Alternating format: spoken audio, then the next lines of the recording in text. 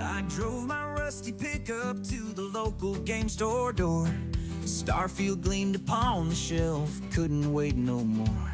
Todd Howard spun his stories of galaxies afar, but when I fired up that game, I didn't get too far. Oh, Todd, you sold me stardust, but gave me empty skies.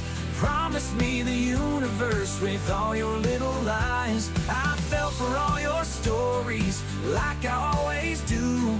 Starfield left me feeling like just another fool.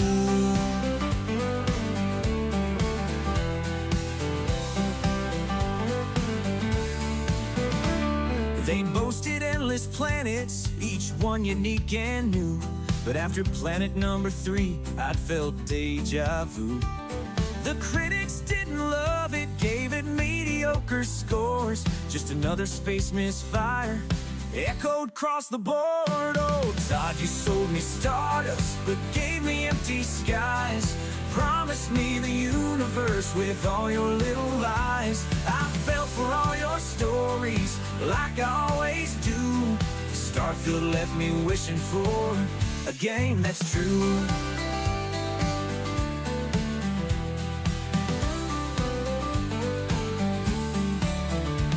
I searched for epic battles, but the AI wouldn't fight. Characters were wooden and the dialogue was trite.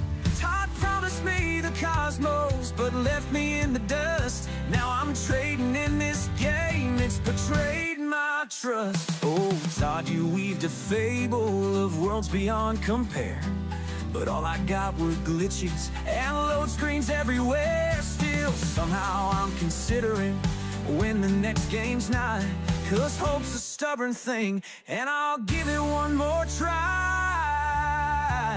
Oh, Todd, you sold me stardust, but gave me empty skies. Promised me the universe with all your sweet little lies. I fell for all your deceptions, like I always do. Todd left me sat here, wishing the things he said were true, true, true, true.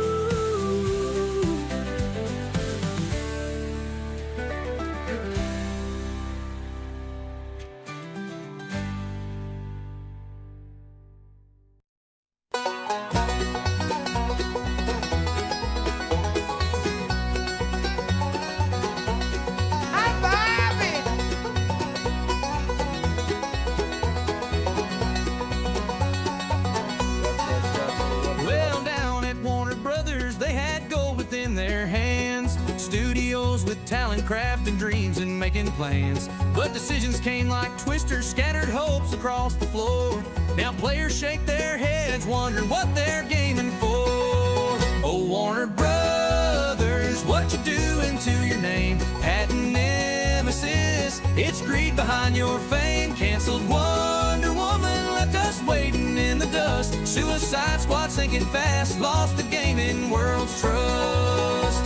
That nemesis system had folks cheering far and wide, but you locked it down and creativity just died. Instead of leading progress, you're blocking up the lane, holding back the industry, causing nothing but disdain. Oh, Warner Brothers, can't you see the gaming light? Misreading your audience, getting nothing right, letting great teams crumble, opportunities ignored. Gamers asking why they're even bothered anymore. Wonder Woman could have soared, made history anew, but you tossed her out like yesterday's news. Suicide Squad came in hot, crashed and burned right through.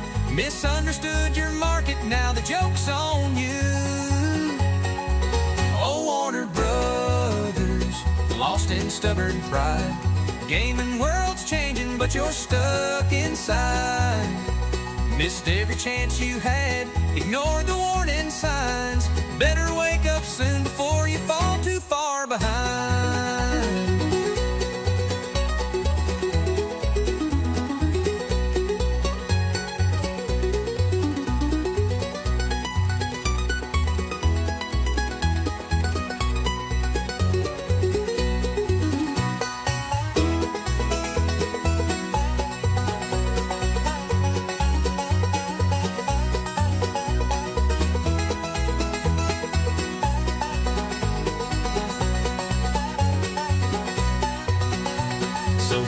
message warning from gamers coast to coast.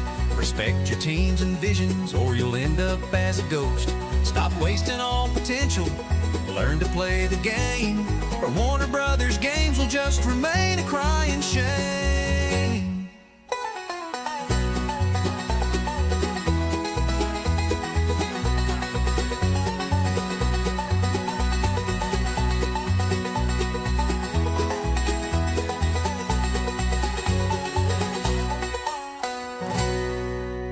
Well, well, well, everyone. Welcome, welcome.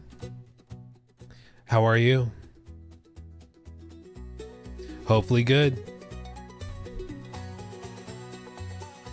I know I'm good.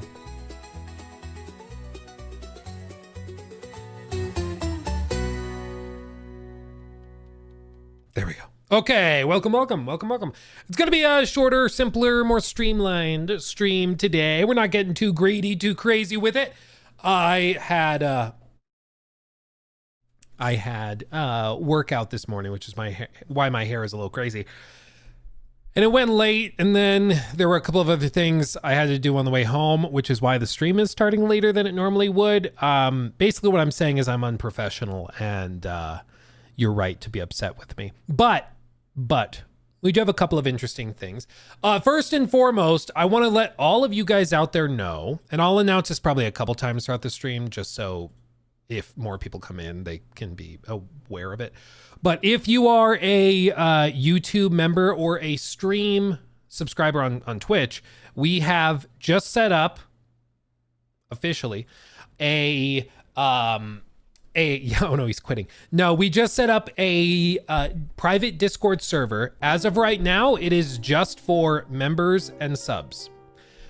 All you have to do, connect your Twitch or YouTube account, whichever is a member, sub, whatever, to your Discord account. And you should, in theory, receive an invitation to the server. The idea with the server is that we're going to have like regular competitions on there.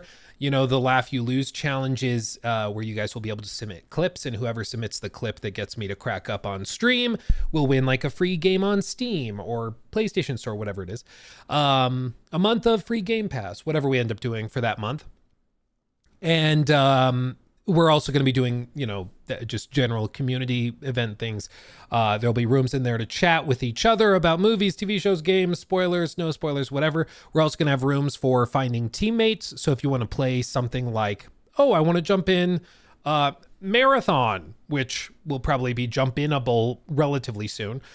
It's like, oh, let me hop over to the server and we can hop in there. We're also going to, and I'm not exactly sure what the format of this will be, but I want to have a room where probably the second tier YouTube members and Twitch subs, so like tier 2 and I think it's the show off tier of YouTube members, they get a little extra perk where they can join the stream stage. And so maybe at certain points in the stream, they can hop in the voice chat there and you can either ask questions or debate with me on something live on stream, or even just share something interesting. If you're like, hey, I saw this on, you know, this video or this one game, can you look at it? We could do that. So it's going to be cool. It's going to be fun.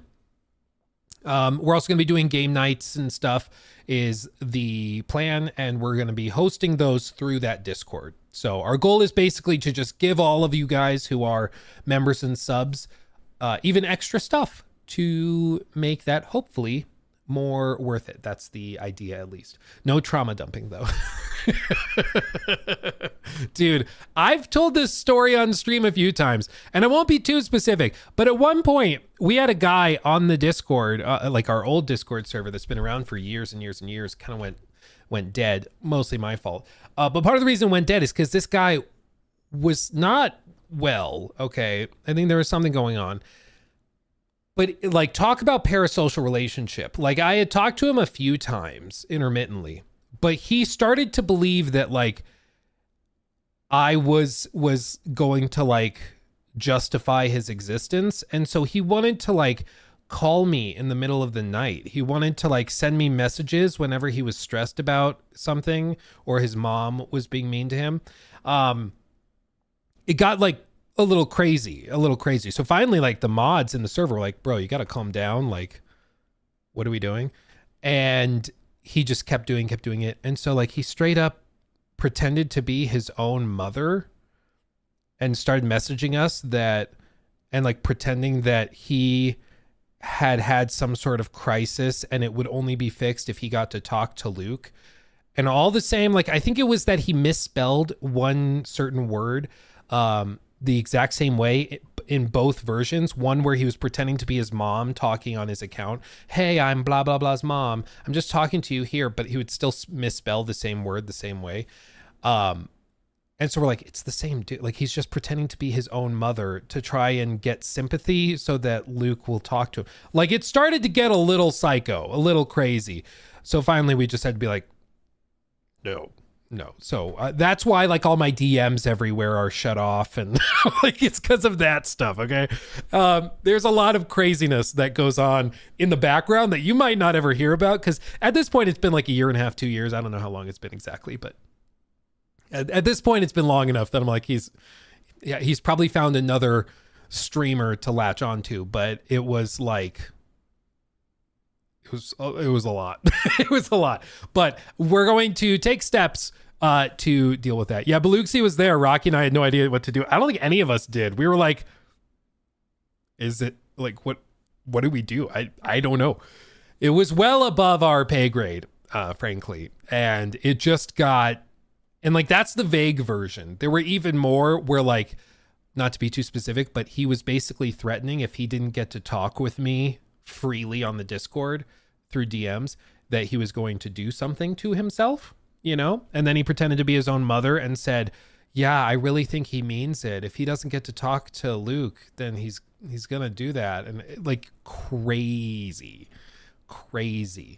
So anyway, the official server that is new and for members and the stream, you know, fans and members and subs is the Luke Stevens live one. The old one, that's the Luke Stevens Talk Gaming, is going to be rebranded as just Talk Gaming. And it'll be kind of independent of all of that. But yeah, that's the goal. That's the goal. And we should hopefully avoid that kind of craziness. Okay. Caleb donated $10 through Super Chat. Hey, this is that guy's mom. He would really love it if you called me. Mean him. I'm super serial. Yeah, it's like now it's been long enough that it's like kind of funny because it's so crazy that it's like kind of funny. But at the time it was like, this is the kind of guy that shows up at your front door in the middle of the night and is like, we're going to be together forever. That kind of thing. It's a little scary. Yeah. Oh man. Yeah, that was a whole other thing. That was a whole other thing, man.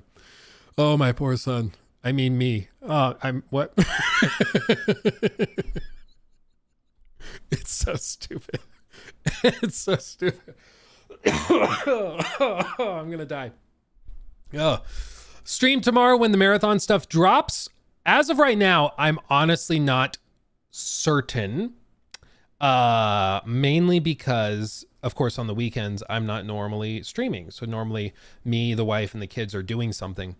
So I was talking to Nikki about it this morning, but we didn't have time to really settle it because she had to go off to do a little meeting with somebody. So not totally certain, but I think it'd be fun because I think there's going to be stuff, but we'll cross that bridge. Yeah, Kingdom Man's guy, don't expect it. If it happens, it'll be a fun little surprise. Yeah, but don't like expect it. Yeah. Wife and kids should be second to marathon. That's a joke. Just to be clear. What do you think of South of Midnight? I have not played it myself. I have it installed. I haven't played it myself. And it's mainly because I was gonna do a review on it, but our contact that gives us like review codes and stuff for Xbox stuff, she congratulations to her. She got married and she was on her honeymoon. And we didn't really anticipate that. And so we didn't have another contact with them. And she didn't have like another email address in the like out of office spitback message, that like auto reply thing, when she went on the little vacation. So for like the 2 weeks when we would normally be messaging her to get the review code, we just like, she was just gone. And so we didn't get the code until early access opened up. And at that point, like, the ship has already kind of sailed, because for me to play the game and finish it, it's going to be done by launch day, which is already kind of after the initial wave of interest in it has passed. So I do plan on playing it probably during a lull. I would guess in like July I'll probably get to it, because my plate's a little full through the end of this month into May. There's a lot of stuff in May, but yeah, it seems like it's exactly what we thought it would be, where it's like all art, very little substance. Like, it's very beautiful, it's super artistic, and the music's great and the art direction's great, but combat's like super repetitive. Gameplay's kind of an afterthought. I mean, it's exactly what it looked like in the trailers, which is like, that's fine. It's the perfect kind of Game Pass game where you're not expecting, you know, $70 in value. But yeah, it's not the kind of game where I'm like dropping everything else I'm doing to play it, you know. It's just not one of those. Not one of those.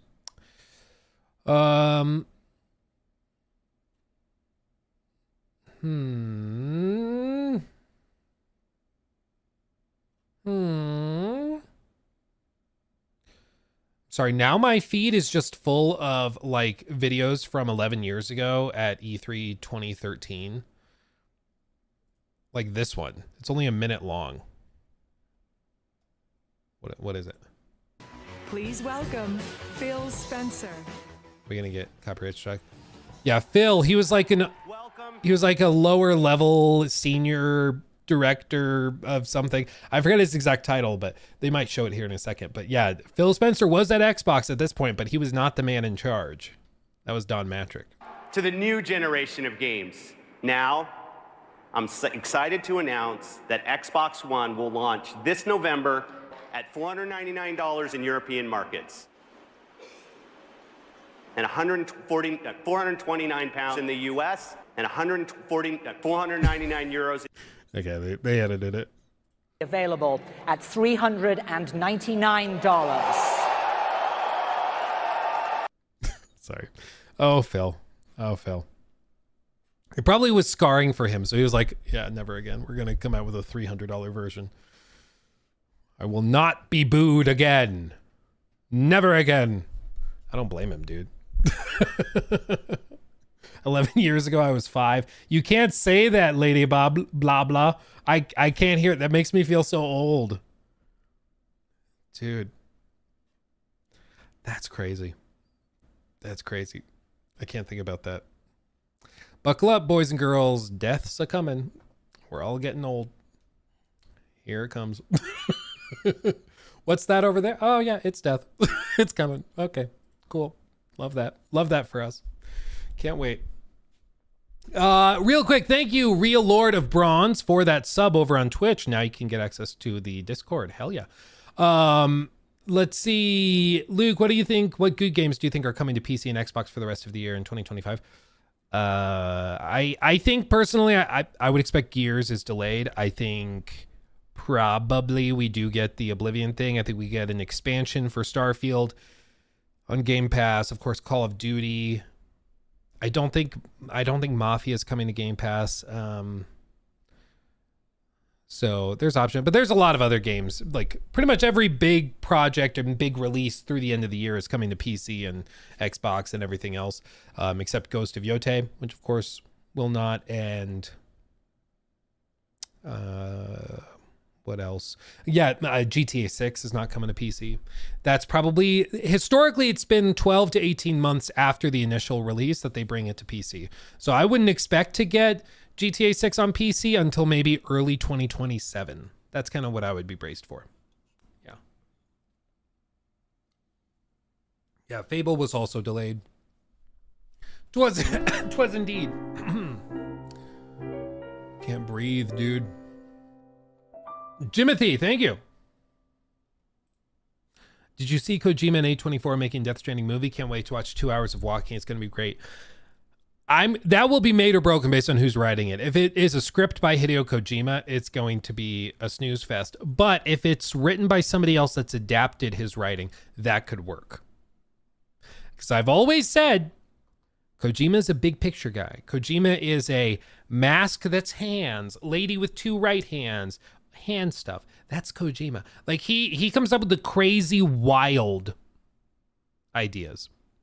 But when he has to write dialogue, he reveals that he's actually an alien because he doesn't know how human beings speak to each other. So he's like, yes, Die Hard Man will speak to Love Big Girl, and they will come together and they'll cry gummy bears, and then they'll walk on a rainbow road into the sunset made of gooey chocolate ooze. And it's just like insane, but it's visually very striking, but it doesn't make any damn sense. So I think when he has somebody else working with him, yeah, Princess Beach. Yeah, she lives on beaches. That's why she's called that. Yeah, exactly. When he has somebody to like bounce off of and edit with him, it works. I've heard, yeah, people have said, I see biannual stabbing. What a name. Yeah, I've heard people say Kojima is basically gaming's George Lucas. And I actually think there's like a good amount of truth to that because he is very good at what he does, but he's also not good at certain things. And the problem is he doesn't know where those lines are, and nobody will tell him because everybody's busy just being like, you're a genius. And they're like, I'm sorry, some geniuses are bad at other things. And that's okay. Like, I don't think that Albert Einstein would make a great NBA player. That's okay. That's okay. But if we're just going to pretend that just because you're brilliant over here means you're brilliant with everything, that's when we get silly nonsense, you know? We get pretty crazy. So I think for George Lucas, he needed was it his wife who helped him write the originals? He needed somebody to like mellow him out and help with dialogue. And the actors countered and said, here's the dialogue. Let's work on it. And I think Kojima needs the same thing, is somebody to just be like 30-minute dialogue sequence to explain what could be done in a sentence. Too much. Let's calm it down, you know? That works. We never saw him play basketball, though. That's a good point, Arm. Maybe he was secretly, you know, a really impressive basketball player. How tall was Albert Einstein? I wonder. How tall was Albert Einstein? Does nobody know? 5'7", dude. He seemed like a little guy. He seemed like just a little fella. Just a little fella. Well, there you go. Todd is our Albert. How many LeBrons is that? I think like half of one. Yeah. Yeah. He's just a little guy. He's just a little guy doing math. That's what he does. What was Albert's vertical leap, though? That's a fantastic question. That's a great question. These are the questions that demand answers, frankly. Thank you real quick, Caleb, for the 5. This is Einstein. Sorry. The second I read it, I was like, oh my God. This is sorry. Okay. This is Albert Einstein's mom, and he is really upset you said he can't play basketball. If you call me, I mean him, it would mean a lot. Well, there you go. I guess we need to call Albert's mom self and figure it out. Real quick, Smaller Exia, thank you for that super chat. We excited about another Last of Us 1+2 release. Yeah, I've got the trailer pulled up. We'll talk about that in just a second. Because yeah, that's a whole other thing. Jonathan, also thank you for the membership to start off the stream like 10 minutes ago. Thank you for that, or 20 minutes ago. Jesus. And then Game Wires News, we got a new MindsEye trailer. Ooh, I didn't know that. Yeah, the MindsEye thing looks I don't know, man. It's just very confusing. It's very confusing to me. Because it doesn't look bad, but I also, like, I don't see a whole lot of substance. Like, I see a lot of stuff that looks passable, certainly, but it also has that vibe of like a video game you see somebody playing in the background of a movie because they couldn't afford the rights to just show GTA gameplay. You know, it kind of has that project, that feeling to it, and it could be great. But there's just something about it. There's just something about it. You know, I don't know. I can't put my finger on it. What does this game feel like? It's without a soul. I mean, I think it's trying to do a more realistic art style, which also just tends to feel a little soulless. Because I think to a certain extent, it's easier to pump those kinds of games out. Even big games like GTA and like GTA 6, that has an art style. It has a certain color palette it's shooting for. It has certain post-processing effects that give it a unique flavor visually. So I think when you see something that's just kind of mimicking reality, it just doesn't seem that remarkable. It's kind of flat. I choose to believe in a reality where Todd Howard has a Luke Stevens candle in his office. Dude, should we send him one? Should we send him one? Would that be weird? Todd, you got a package. What is it? I don't know. It's from Luke. That guy that never stops talking about us. Yeah. What's in it? A candle.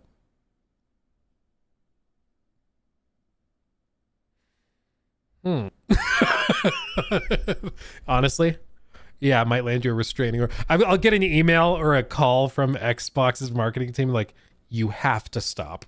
It's not funny anymore. You're freaking him out. Oh, dude, that would be funny. Can you imagine? Oh, especially like, I think Todd, it's like, he's certainly aware, like, even a passing comment in the studio, if somebody's like, hey, did you see that YouTuber that made that 8-hour critique going through like your history and Starfield's history? I'm sure he's heard about that. I'm not so like self-indulgent. I don't even know. I'm not deluded enough to think that he's watched my videos. I think he's pretty well disconnected from that.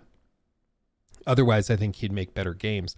But I think he's probably at least had somebody share with him, yeah, there's a YouTuber that has like a cardboard cutout of you in the background. And he makes weird comments about taking it to bed and stuff. But we know he watches Maddie. But even that, I don't know if that's true. You know, like I'm going to be real with you guys. Okay. If there's anybody out there I've met at gaming events that I've met at Summer Games Fest or anything, like you meet somebody and you want to be polite. Okay. I see a streamer and I've seen like their face before, or I've seen like them walking around, or maybe I've watched an episode of their show or of their podcast or something. And you want to be polite. So like, love the podcast. Love it. And you've only ever seen one episode. Like you watched the 30-minute episode. But like, does that mean you love it? Like, I'm not overly familiar, but you're trying to be polite. So when Todd is like, yeah, I watch your stuff, love your stuff, it just works. I don't know if that's even true. I don't. 16 times the detail. Maybe it does have that, Todd, but we don't know. Yeah, big fan of the show. Long time watcher, first time caller, that kind of thing. You know, whenever somebody says, oh, love your stuff, I'm always like, I appreciate you saying that. You don't have to lie to me. Okay. We can be real for a minute. Okay. It's all right. It's all right. So I don't know. Jonas, hi, this is Todd's mom. Please stop harassing my son. All he's doing is just working. He's putting so much detail into these games. 4 times the detail of Fallout 4.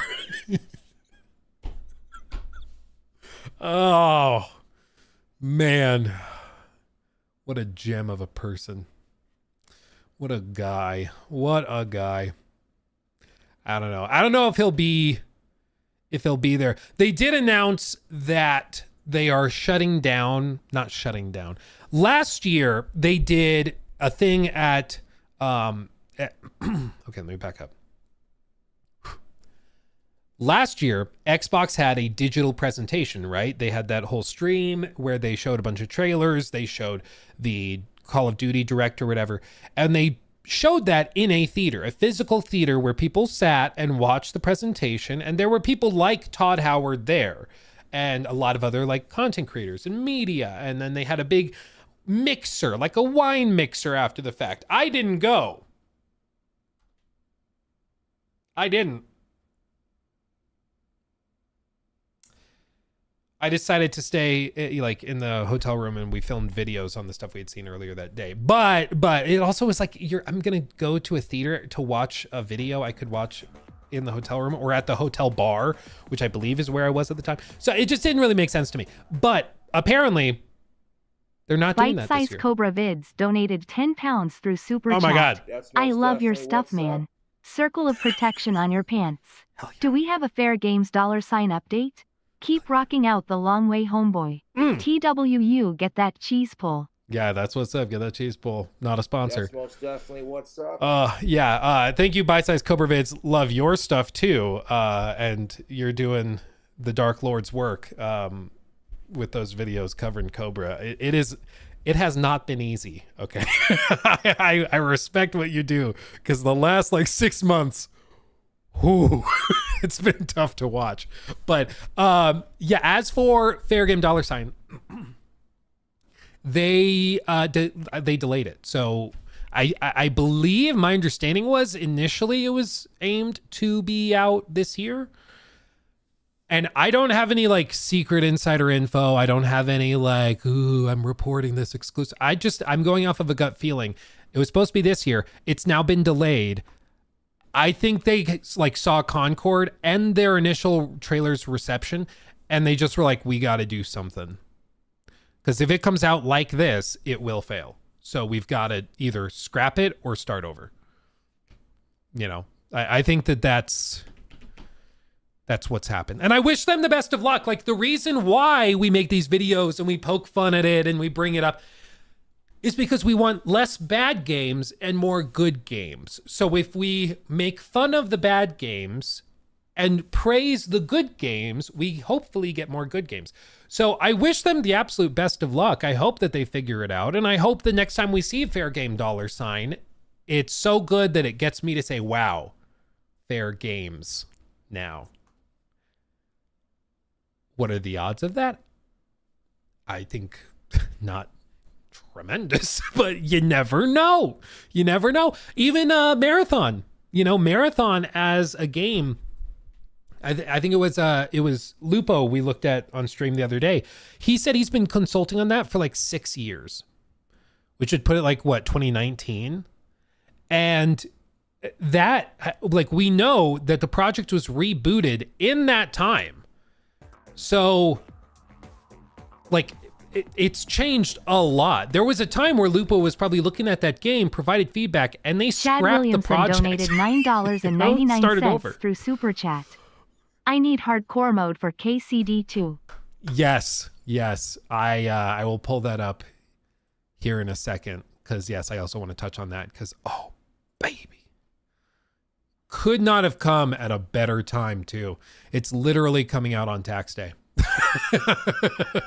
Dude, my tax bill, it's a good problem to have because we made good money last year, but oh my God. When my CPA told me how much I had to send to the federal government,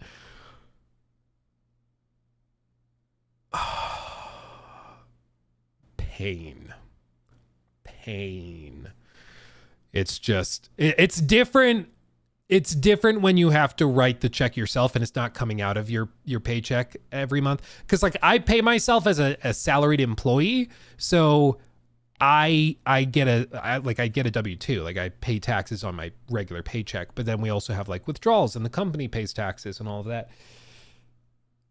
And it's really, really painful to have to write those checks yourself. OMG, I need to do my taxes. Almost forgot. Yeah, please. You have to do estimated payments. This is after our estimated payments. We just happen to make like 3 or 4 times what we did in 2023. Oops. Like, it's so painful to be like, wow, we did really, really well. We added a new employee. We added health care for all of our employees, vision and dental insurance. We added all of this stuff. And then you get the tax bill and you're like, why do I try? Why do I try? I could buy a very, very nice car with cash for the amount that I'm having to write the federal government. It pains your soul. It hurts so bad, dude. Yeah. When can I talk about Marathon? I'm not allowed to say. All I'm allowed to say is that they have announced a gameplay reveal tomorrow. Make of that what you will. Put 2 and 2 together or what have you. As it were, diddly diddly do. Yeah, anyway, bite size. Yeah, much respect for trying to sift through that. Man, not been easy. Lol, you know it. I'm a gold miner sifting through crap for gold. It's getting harder. Yeah, and he's really not making it easy. Whatever happened to his, I didn't even see. Is his YouTube channel back up? Or is it like gone? I think it's gone. Now he's just doing like Facebook videos. I guess, yeah. Yeah, I guess. Wow. Oh, wait, no. Wait, what is this? Oh, wait, no, it is back. How did he get it back?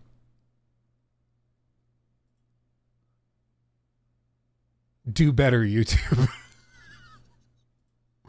What a guy. But he's just been like AFK. Did he just get it back? I mean, he must have. What a funny guy. His description is, I'm a musician. I play guitar, both electric and acoustic. I sing. I have CDs available. I'm trying to get my musical career off the ground. Here's a link.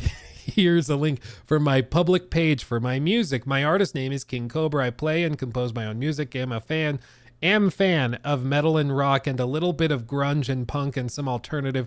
I also do vocal covers and share with you my thoughts on issues like political or social or social media or... Okay, I can't even read this. I also do vocal covers and share with you my thoughts on issues like political and or social or media. I am also a firm believer in the paranormal, such as ghosts and poltergeists and things that go bump in the night. Oh, man. Wow. That's most definitely what's up. That's crazy. He's literally melting. He's literally melting. It's a little sad. I think he appealed it and YouTube reversed it. He got unbanned today. Oh, today of all day. Wow. Well, there you go. There you go. Who knew? Who knew? Also, speaking of who knew, look at this. This is insane. You know all the marathon like ARG stuff that's been crazy? You know all that insanity? Somebody took the audio. I guess I should back this up just a little bit. Where's the marathon? I'm just gonna have to look it up. Marathon teaser. So you know this teaser with the cat? They just dropped this, and it just is the cat that crawls up. Right? Somebody took the audio from the trailer. This like really ethereal, weird, synthetic audio, right? And this became a meme of this cat coming up to the camera. Somebody took that into like whatever Audacity, I think is what the app's called. I think it was Scaro. I don't know if Scaro found it, but the cat is in the waveform of the music, dude. They put the cat in like the waveforms of the audio. What? Like, again, I appreciate this level of detail. It's crazy because literally no one would care if this were not here. Okay, if it were not, everybody would be like, oh no, it's just audio. Okay, and move on with their day. But putting this amount of effort into it, this little bitty detail, like somebody had to go into, I guess, some sort of, maybe there's a way in like an audio editor like Audacity where you can actually increase the density of audio at certain points. But like, I don't even know how you'd begin to do this. Like, I don't even know. Okay, to be clear, it's not a waveform, it's a spectrogram, but still, you get what I mean. That's insane. Jace donated $10 through Super Chat. My wife keeps telling me she wishes you read for audiobooks every time I watch your videos and that I should let you know you should start doing that. Regardless, thanks for all the amazing content. Thank you, my friend. I mean, people comment on my voice sometimes. I'm sick right now, so it's probably not a great example. People say I remind them of Bob Odenkirk, the guy that plays like Saul, Better Call Saul. I don't know. To me, it just sounds like my voice, but I've heard people say that they like turning on videos to fall asleep to. So, I don't know. I don't get it. RuPaul. Oh, wait. Now every time I hear RuPaul, I have to pull up that video. Hold on. You know the one I'm talking about. The one where you've never seen Jimmy Fallon freak out as much and think he's about to lose his career as this. But this was gigantic. This is the first time a drag queen has ever been put on the cover of... Drag queen? You can tell he's like, oh no, did I say something problematic? Is my career over? Like in this moment, his soul is leaving his body. You know when Doctor Strange does like soul punch and the soul flies back out? That's what's happening right now. Everything slows. I bet this like 3-second period felt like 5 years for him. No doubt. Queen. I am the queen of drag. Okay. My career's not over. But that moment, oh baby, you know he was freaking out. Drag queen. I am the queen of drag. Oh, got him. Got him. Lightweight. Ain't nothing but a peanut. There you go.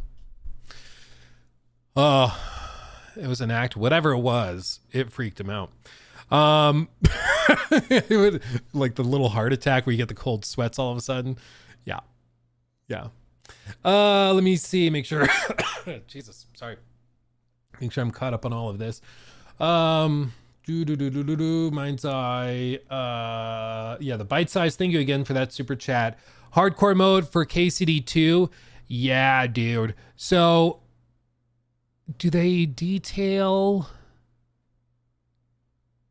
You'll get them once the update goes live. I don't think they've shared exactly what this will include. But yeah, they're coming out with hardcore mode on April 15th officially.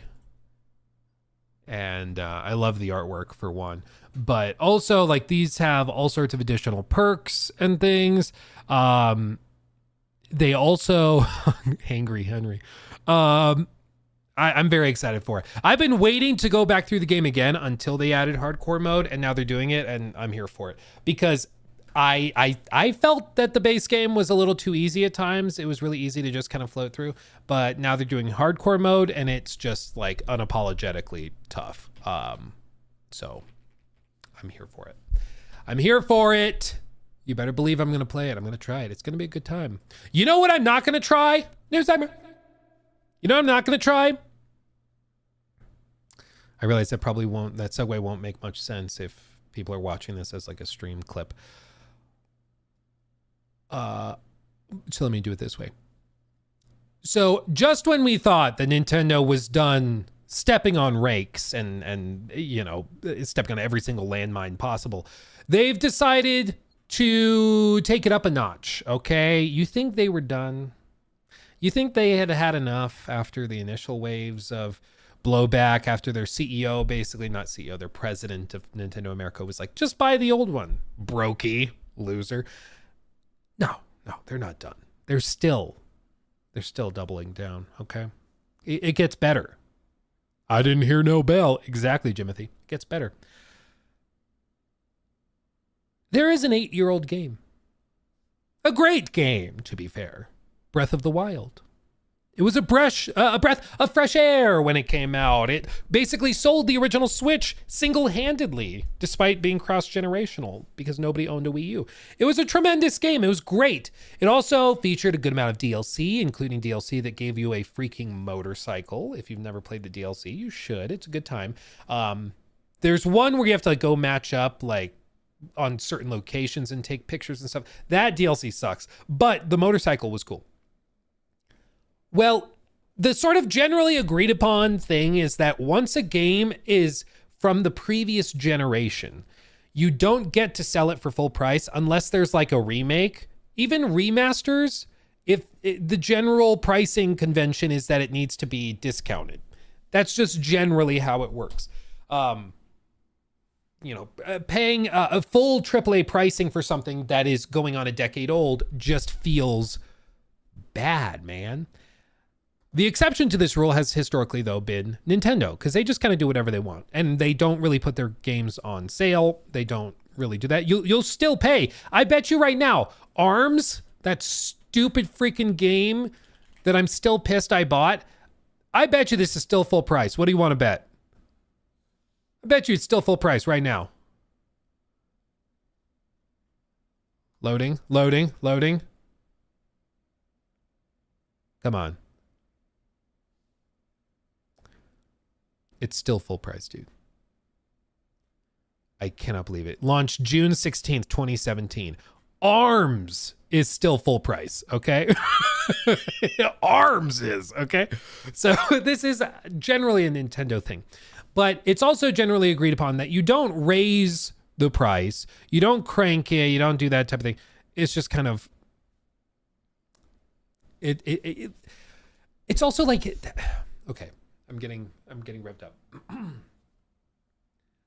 A lot of other companies, when they have a game that is deeply beloved, they sort of, they make a ton of money, and then they just take this approach where they're like, as a thank you to you guys, here's some free updates. We just a second ago were talking about how KCD2 is adding the hardcore mode for free. Like, they're just going to be updating the game for free with a hardcore mode, a totally new thing that they probably honestly could have sold as a DLC. They could have sold this for $15. People would have bought it because they love it.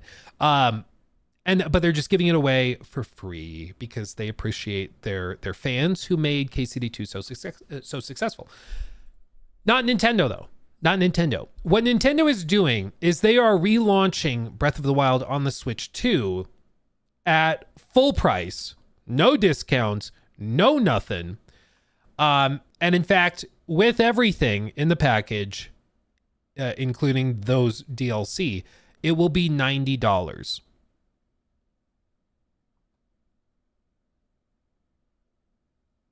$90. Now, how do we break this down? Well, we can break it down in the form of the original Breath of the Wild costs $60. Okay. Plus $20. Okay. That means your total cost to buy it new will be $80. Okay. However, there's a Switch 2 Enhanced Edition of the game with better performance and graphics. And if you own the Switch 1 Breath of the Wild, you can pay $10 to upgrade. So over the course of the lifespan, you will have paid $90. If you do not have the original, Switch 2 Breath of the Wild costs $70 because it builds in that upgrade cost on top of the $60. However, it does not include the DLC for the now 8-year-old game, which would be another, again, $20 on top of that. So even though they have had this game out for 8 years, there's a sequel which is even bigger and better. They are not discounting anything at all. They are relaunching it at full price. And it's just like, this is again one of those points where it's really hard to argue that this is anything but greed. Like, it just is, okay? And I'm somebody that historically has not loved throwing that word around because I feel like people overuse it. But this is pretty much a textbook example. They're like, yeah, we're going to keep charging $20 for the DLC. Yeah, suck it up, loser. Because they know that, or at least they're hoping, that there's going to be people who get into the Switch 2, and that's their first introduction to the Switch hardware and to the Switch platform. And they're going to be like, oh, I've heard great things about Breath of the Wild. And so they're going to buy it at $90. And they're like, everybody else, yeah, they probably already own it. So we're going to still get more money out of them with the $10 upgrade. Yeah. Yes, an upgrade, a lot of people would have given these out for free, but still. So much for Nintendo being pro-consumer. I don't think they've ever been pro-consumer. Like, ever. I don't think Nintendo has ever given a crap about any of that. That's why, Frank, I mean, it really is remarkable that Nintendo has this reputation of being family-friendly and fun-loving. You know, oh, it's Mario and Peach. That's so fun. They have that reputation, but they are not. Okay? They are like some of the most cutthroat corporate sharks you can imagine. And there were even things back in the day, like in my particular niche, in my industry, in content creation, where people were wanting to make YouTube videos about Nintendo games. But what Nintendo did is they would go around and strike videos that were showing gameplay footage of their games. And the only way you could get those videos back up is if you were a member of their specific like creator program. And this creator program back in the day, I don't know what it is today, but back in the day, they just straight up took like half of the money from all of those videos. Just like half of it. They might have calmed down on it since. I think I've heard rumblings from people that cover Nintendo stuff that they don't do that at least as bad anymore. Or if you're a member of their creator program, they take less of a cut, whatever it is. But either way, it made it so like, you know, I'm like, I don't want to talk about it. Like, I'm good. I don't want to support that. I don't want to cover it. I don't want anything to do with it. It's just insane. They still have streaming guidelines you have to follow. Yeah, well, I mean, I'm sure it's like they don't want certain types of creators. They don't want people who are dangerous for the brand. You know, we couldn't have that. Imagine if people look at our brand and think anything negative. Oh, like it's just, they've never been your friend. Okay. Never.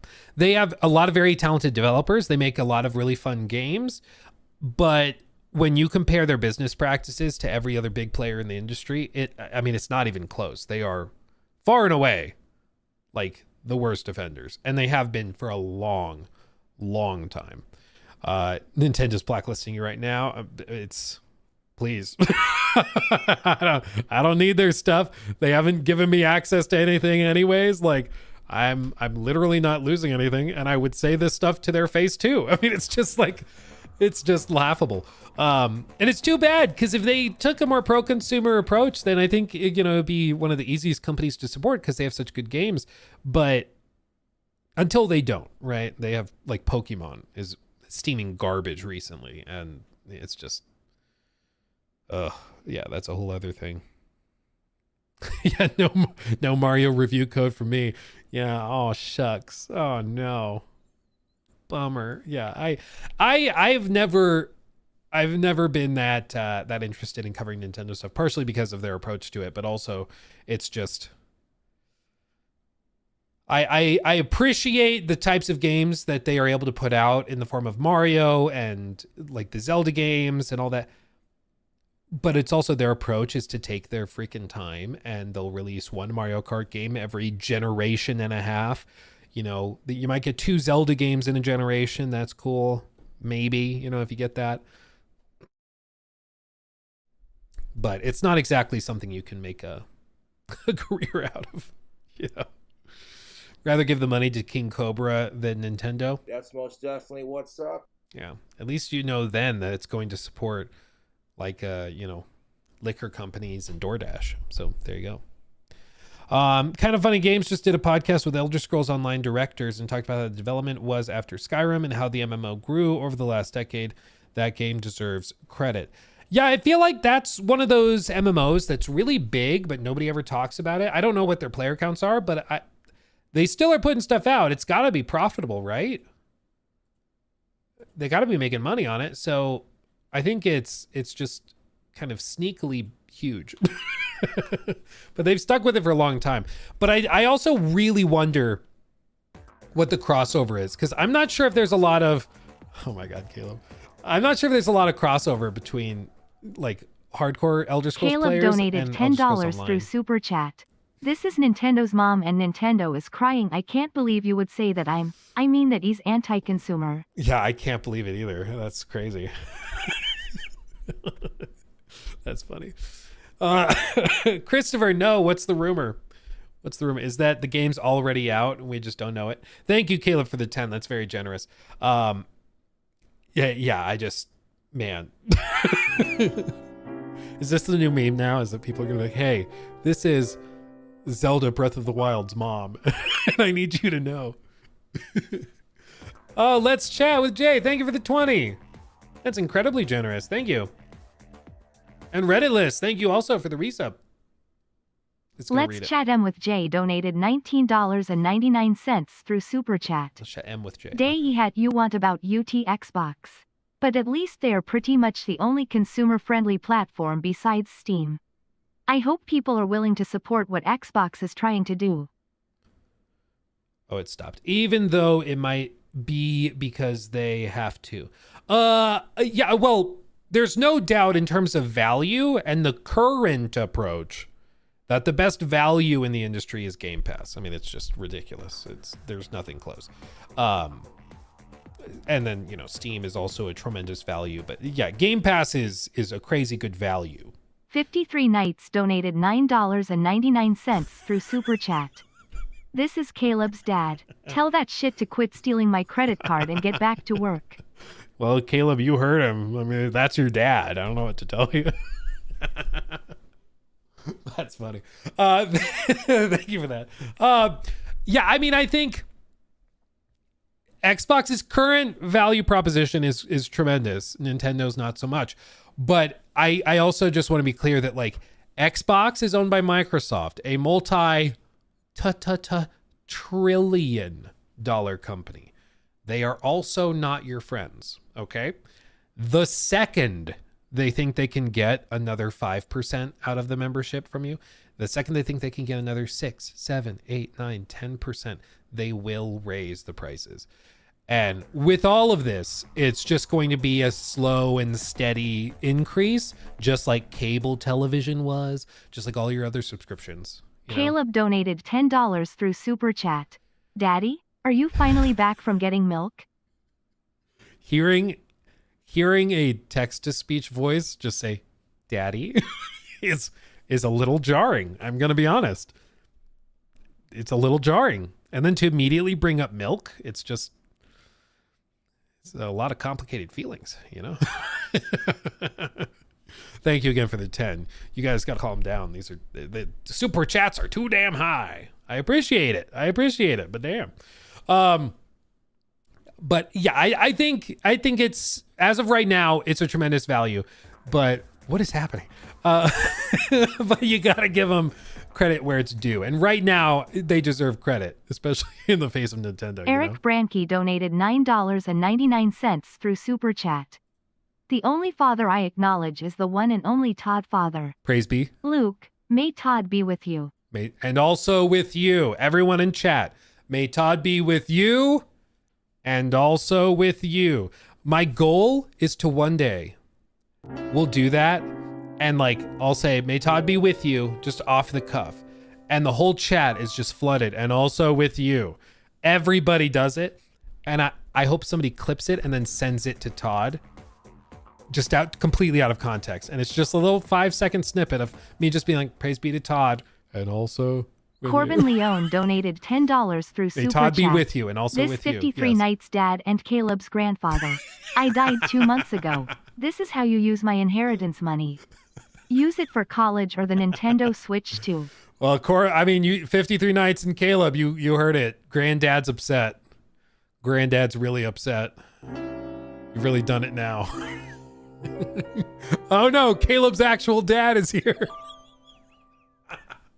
Oh my God, I love this. Give me my credit card back, says Caleb's dad. There you go. Oh my God. Oh, my face. Okay. Believe it or not, we do. Yeah, I'm the one winning in this family feud. It's tearing that family apart, evidently, but I'm doing just fine. I'm like the divorce attorney. Like, I profit off of the misery. I'm just here chilling. Oh man.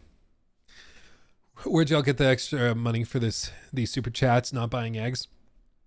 I think they just decided that they're not going to buy a Switch 2, so they have a lot of cash laying around, you know. Real quick, Bender the Offender, 7 months. Oh, baby, thank you for that. I have heard some rumblings about Titanfall 3. Do you think people will be excited, or is Titanfall a bygone era? I know some insiders were saying that all those rumors and leaks and stuff were fake.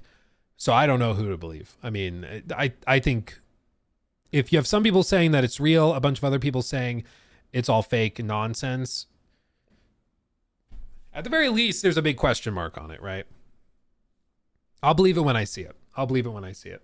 I do know they have confirmed they're working on like an Apex Legends 2 kind of overhaul project. And I think that makes way more sense that EA would be pouring money into that as opposed to another Titanfall, you know? I think another Titanfall would be cool, but EA would much rather have Apex 2, you know? Do you believe in miracles? That's a great question with regard to Titanfall 3. I mean, it's just, I don't know, man. Apex needs a lot of work. It really does. Yeah, it's not even close. Super Sagittarius, thank you for the €5. I am really missing the weekly Suicide Squad Kill the Justice League news. Yeah, doesn't it feel kind of hollow without that now? What are you going to do? Can you review the Where the Winds Meet trailer? Or Where Winds Meet trailer? We saw that one. Wasn't that Where Winds Meet? Oh yeah, it's like 10 months ago. They had the initial trailer. Yeah, they had the announcement trailer 10 months ago. You remember this? Do you guys remember this?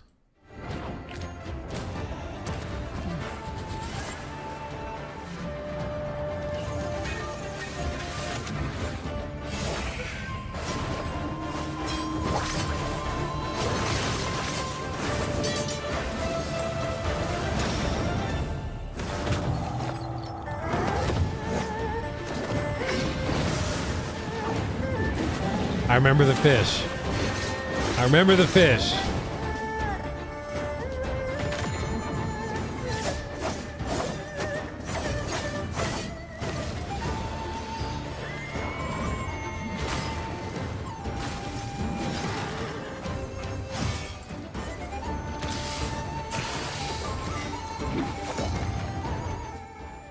Yeah, I remember this. It looked super cool, and they just dropped a new trailer too. Just kind of out of the blue.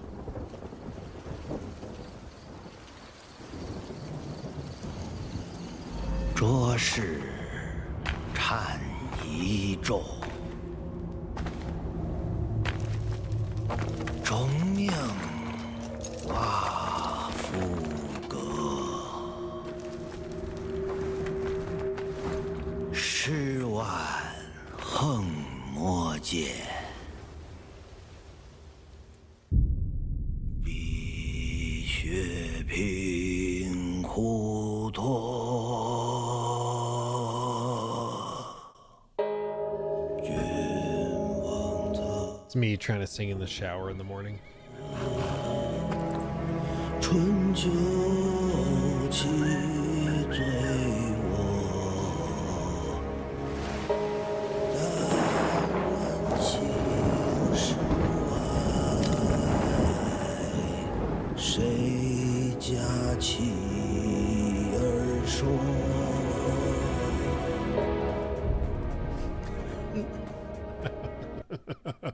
Oh no. Mikey donated $9.99 through Super Chat.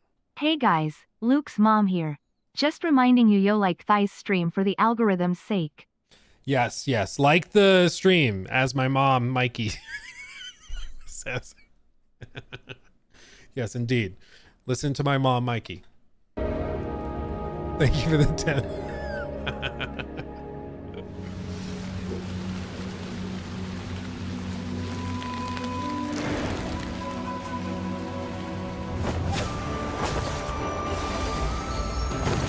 The art direction's crazy.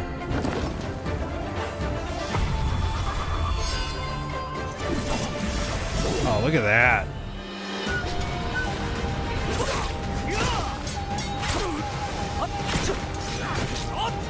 Oh, where have I seen that kind of grass before? I wonder where the inspiration for that came from. Oh, yeah, you can definitely see where the inspiration's coming from. You can certainly see.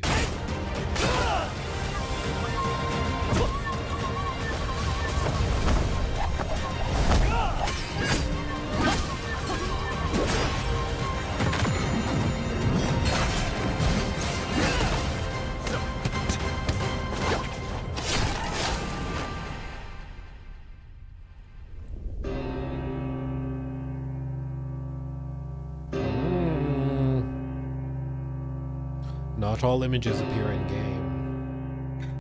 It's interesting. We'll keep an eye on it, because if it gives me even just like a little bitty taste, these later sections look just like Ghost of Tsushima, frankly, with some different weapons and stuff. So if it gives me you know, if it scratches that Ghost of Tsushima itch, I'll be here for it. What's interesting though is they say it's coming 2025. If they're not dropping a release date right now, that probably means late 2025, which would suggest this is going to launch like right next to Ghosts of Yotei, which is bold. It's bold. Because, like, I think it's pretty clear these are trying to appeal to similar audiences. I don't know a ton of details about this game, but you can tell just from, like, the layout, from the gameplay, the art direction, the style of all of it, it certainly seems to be more of a mythical, magical version of that. So hopefully they don't cannibalize each other and they have enough time to breathe, you know. We'll see. Phantom Blade Zero, yeah, that's another one. That I think has a more...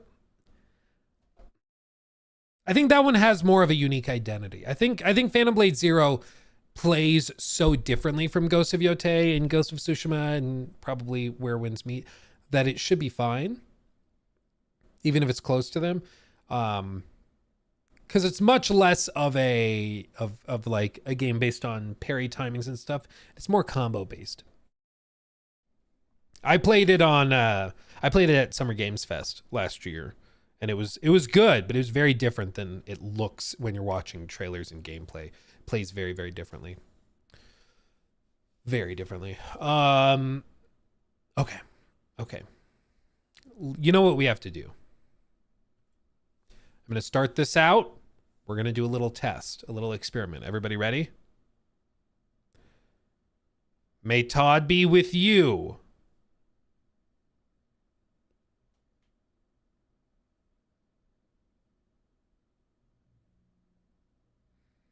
Waiting for the lag. And also with you. Good. You know what we have to talk about. Amen. Yes. There we go. Go team. We did it. Go team. You know we have to talk about this. We have to. I'm glad that worked. This is... I'm so proud of everyone here. We did it. I'm so proud of all of you. We did it. Okay, forgive me, Todd, for I have sinned. Hold on, I have to get the Todd candle. Okay, news segment. So, this article, of course, is in the same vein of others we've looked at. And we have to talk about it. Because what we do on this channel is we complain about live service games destroying the industry. And, of course, we talk about Bethesda. It's basically all we do. It's basically my career at this point, you know. And I enjoy it. I enjoy it as a... I'm a fan of BGS games. I love BGS games. I just wish that the recent ones were better. That's really at the core of all of this. But, you know, we should be seeing something new, something different, something fresh. Fresh. This year, at least.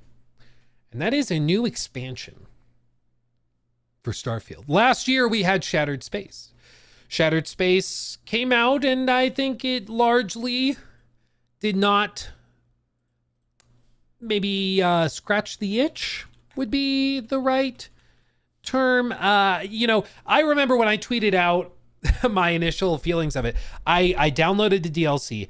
I played it. I finished it accidentally after like 5 hours. And I tweeted out, I just accidentally finished Shattered Space. It's like super, super short. Unless I found like an accidental secret ending, it's like hilariously short. And I had people come into the comment section of my videos on YouTube. I had people replying to that tweet, blowing it up, trying to be like, you know, they shared it on the Starfield subreddit, being like, Luke rushed through the DLC and so he didn't give it a fair chance. He says it's too short. It's hilariously stupid. Well, what happened once people finished it? I mean, you can't really argue with the results, you know? Like, the consensus was it's really freaking short. It does nothing new or fresh. It has these little like 0G bubbles, and that's really the only unique gameplay thing they offer. They dropped the rover earlier, like a few weeks earlier than the DLC. But even if that were included as like part of the DLC, I still think it would have felt super hollow because the DLC doesn't utilize the rover at all. It doesn't have like races or anything, which you would think would be like a no-brainer to add that. They don't have any cool implementations. Yeah, I think some of these reviews describe it perfectly. Which way is Starfield heading? So far, it's stayed put. And for the hardcore fans, maybe that's good.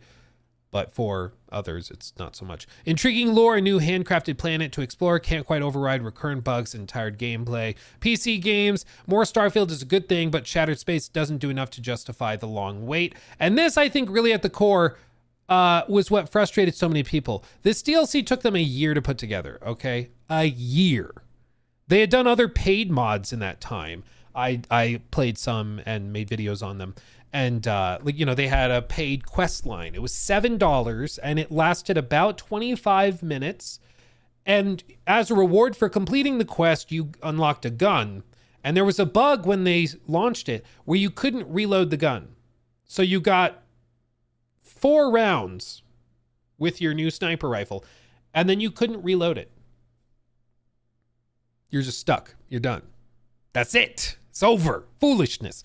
It's hilariously stupid that they would release it with that known bug and still charge for it. Even after they realized there was that bug, they still took your money and kept it and continued to sell it broken. Like, that's where I really struggled to just hand wave this away and be like, oh, well, they're trying their best. Not really, dude. They knew it was broken. It took them weeks to fix it. How do I know that? Because I'm Luke Stevens. I made a bunch of Starfield videos. And so I made a video following up on all of that where I tried it again weeks later with all the newest updates and stuff, and I still couldn't reload the damn gun. But they were still selling that quest line in the shop. And at that point, like, have you just lost all sense of pride in your product that you're willing to just pump out the laziest, cheapest crap? Like, it really was laughable and pretty ridiculous. But I do think that this sentiment is what a lot of people felt. Shattered Space doesn't do enough to justify the long wait. They spent a year building this out. It lasts about 5 hours. You can stretch it to 10 to 13, maybe even 15 if you're literally doing every single thing and like trying to collect every single little bitty piece of loot or whatever. But for a typical player who's just playing the DLC, it's going to be about 5 hours. And you compare this to the release schedule of Fallout 4, their last big single player game. And in the first year, they had put out the Automatron DLC, the Wasteland Workshop, Far Harbor, which by itself was longer than Shattered Space, and way better, The writing was very good in Far Harbor. Contraptions, which is smaller. Vault-Tec, which is smaller for like crafting stuff. And then Nuka World, which also by itself is bigger than Shattered Space. So in 1 year with Fallout 4, they pumped out significantly more content that was better. What happened? What happened? It's been like 8 years or 7, 8 years, and all of a sudden their productivity has plummeted. So I think I really wonder if that was a surprise, if the reception was a surprise to BGS, or if they kind of saw that coming. Because I don't know. I really don't know. But what I do know is that going into this year, this is really the make or break moment for Starfield. Because you remember Todd's initial promise during all of those showcases with Starfield was that they were going to have DLC and expansions for this game for years. He wanted to do multi-year updates where every year they would have a new expansion, they'd have a new set of planets or weapons or whatever. It was going to be a living, breathing game. I think he sort of foresaw it as sort of a No Man's Sky type of thing. Where you look at the game 5 years after it launches and it's totally different from how it started in a good way. I think that's kind of what he was hoping for. Not really how it worked out. The player counts for Starfield have steadily been dropping. Even after Shattered Space, you saw a little bump and then it plummeted again. And even now, there's more players in Fallout 4, more players in Fallout 3, more players in Starfield, in Skyrim. There's more players in their other games. And there's even been stories that have gone viral for, modding groups that have abandoned their work on Starfield because they don't like modding for it. They'd rather continue modding in Skyrim or in Fallout 4. So I think this is a big moment. The other piece of this that makes it a big moment for Bethesda, this year's expansion, is that they are allegedly and hypothetically maybe launching on PlayStation 5. And this brings me back to something we talked about earlier in stream. At one point last year, they did the digital showcase, and they had the video where they had the Call of Duty Direct and all of that, and they put it up in the theater, whichever theater it was, and they had people in that theater, and then they had a cocktail mixer or whatever after the fact. I didn't attend. I watched it from a bar I was sitting at because I was hungry, so I didn't go to the showcase because it was like, we're gonna go watch a YouTube video together. I'll just go drink a beer. It was a margarita, mezcalorita. That's the way to do it. But I was like, I'll just go hang out and work on some stuff, and we'll get some food and drinks. I don't need to go to the theater. But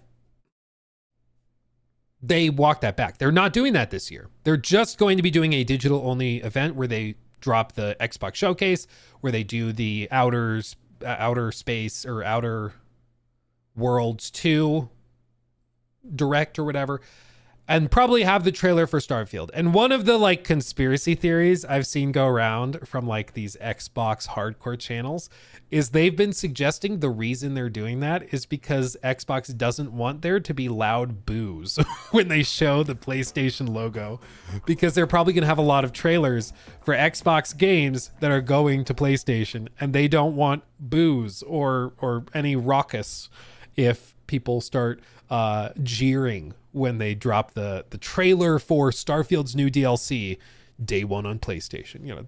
They just don't want to deal with that. I don't think that's probably true. I think most likely they're not doing it just because it's really expensive and it's watching a YouTube video together. You don't need to do that.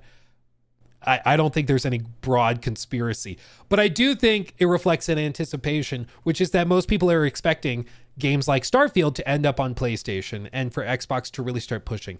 Phil Spencer has also been very clear in interviews the last year or so. He's like, we need to do a better job of communicating what's going where and when. We don't want people to buy it on Xbox wondering if it's coming to PlayStation in 6 months. They should know. The consumer has a right to know. And I agree with him there. So I'm excited to see that they're taking that approach. But this also means that if they do not have a smashing success with Starfield's launch on PlayStation 5 and with the expansion coming out to drive player counts back up and revitalize interest in this game, I don't think we get another expansion next year, which again was the original plan. And so there's a lot of eyes on this, a lot of stress. There's this article written by Grant Taylor Hill over on Insider Gaming, wherein he argues this very point. He says, Bethesda needs to show new Starfield DLC at Xbox Game Showcase. And basically runs through Shattered Space releasing in September, which was it was quite the reveal. I think after all of this, after all of this, there's been a lot of expectation and demand on them. And I don't think it's just from players. I think also like Xbox executives are probably like, how are you going to justify I don't know how much money they're spending on them, like 30, 40, 50 million dollars. And you're getting like 4,000 players. That doesn't work. Those numbers don't work. They got to figure it out. Yes, Dusty, there is a girl in the chat. Oh, Hermione broke in. Oh, memes. Hermione. I almost fell over the vacuum while you left on the stairs. Yeah. Babe. Yeah. That girl is an AI. You can't disprove it. How's your matcha? This is good. I went back for a second one. You went back for a second one? Yeah, it's bigger. She's trying to cut caffeine. Yesterday, she overdosed on caffeine, had like low-key a heart attack. And so she's like, I'm going to do better. I'm not going to have as much caffeine today. After we worked out, she went to Starbucks and got a grande, like normal-sized matcha tea, which has caffeine in it, by the way. And then she just got another one. You have a problem. I dropped my caffeine intake by like 400 milligrams, so get off my back. Yeah. Over 1,000. Yeah, dude, she goes hard. She gets those nitros and we'll do like 2 or 3. I don't think the matcha caffeine's that low, babe. It's higher than regular green tea, but it's lower than a regular cup of coffee. And I drink like the equivalent of 5 cups of coffee. Standard matcha. Yeah, 2 to 3 grams. Coffee latte. Yeah, but I don't know how much is in a venti. So 2 of those, you're probably at about what a single nitro is. Yeah. And I mean, drinking the equivalent of 1 to 2 nitro cold brews a day. This is her cutting caffeine. I'm not It's still cutting. That's what you said you were gonna do. Decreasing. I'm sorry. I haven't had coffee today. Caffeine. I haven't had caffeine. I haven't had caffeine. I see Jester Bobby says matcha is goated. I can't do matcha, dude. It tastes like licking a tree. I can't do it. It's yummy. It don't work for me. It don't work for me, I'll tell you what. I used to drink 7 coffees a day and some were double espressos. Yeah, I used to, when I worked in Denver, I would wake up in the morning and I would make 4 shots on my drive in to Denver to just wake me up for the drive because it was like an hour, 15-minute drive. And then I got to the office and there was a Starbucks next to our office and I would go get a quad campagna. And if you don't know what a quad campagna is, Offended. Pagna. Pana? You offended every single person. I like to call it quad campagna. It is literally just espresso with like a dollop of whipped cream on top. It's delicious. It's great because you shoot it and then like the bitterness of the espresso hits, but then the whipped cream hits and soothes. It's tremendous. Okay. They're so good. But quad, it's 4 shots. And so I was having like 8 by 9 a.m. Just do cocaine at that point. That's what I'm saying. But then it was like, at some point I tried to walk it off and I tried to like walk it back and not do that so hard. Because it's like, it's not good for you. And it was tough. It was very tough. Because once you're used to that level of stimulant. Here's when you know it's gone too far though, is when you have the headaches. Like somebody just commented, is when you have the headaches and it doesn't give you an energy boost anymore. Like you just get an automatic headache and you get no energy from coffee. If you don't drink the coffee, you get the headache, blah, blah, blah, blah. I'm making sense in my own mind. But that's when I know that it's gone too far. Every like 4 to 6 months, I step back and then I. It's like a problem. She'll wake up in the morning and she's like a different person until she has her coffee. It's like a meme. Oh, I'm not me until I've had my coffee. It's true, dude. It's scary. Withdrawal is what that is. Yeah, dude. Yeah. I can't imagine Luke high on caffeine. I think I needed that to do real estate because you just have to be so hyper all the time. And it's just, you can only maintain it so long before it sucks your soul out. And you crash. Okay. And you crash. Oh, Christopher, thank you for that. I'll read that in just a second. What you got? An hour before I got to pick up the kids, so I'm gonna Yes. shower and play some Rivals. Hell Bye. yeah. I raised my rank again. Yeah, Nikki's the one grinding Rivals hardcore. She carries me every time we play. It's nice. It's nice. Because I don't play it enough to like really get good at it, but she grinds it. I always want to talk to random strangers in the chat, and then they hear I'm a woman, and they either razz me, say mean things, or stop talking to me. Dude, there's the neckbeard energy is so strong in that game. It's tough. New season today. Oh, Patty says there's a new season. No, what? Well, bye. Yeah. Oh, there you go. Just sprints out, runs out. Oh, well, I gotta see, bye. Working on stuff. But okay, yeah, that sounds good. Have a good time. Okay. Yes, I'm Love jealous ya. of your coffee. Love ya. My coffee? Of your coffee, You want yes. me to make you a coffee? No, because I can make you a coffee. I might get a cortado or something on the way back into town. I don't know. Are you coming with me to pick up kids? I don't know. It depends on how it times out. We got a couple more things to get through, and then we'll see. Yeah. Yeah. Where? Okay. Love you. That's my babe. It's my babe right there. It's my babe right there. Oh yeah. So outro, I guess, for the Starfield thing. Outro. So this is all going to be really interesting.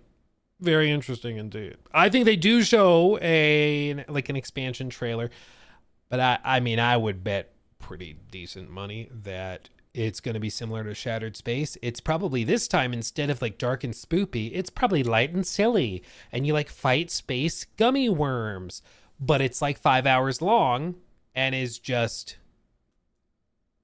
like, I think it's going to be pretty minimal. I think personally, I would love to be wrong, but I feel like after a decade of disappointment, I just shouldn't expect that, you know. I want space zombies. Well, the reason I think it's going to just be the opposite tonally is because they kind of did that with Far Harbor, which is like really gritty and dark and like psychological and trippy.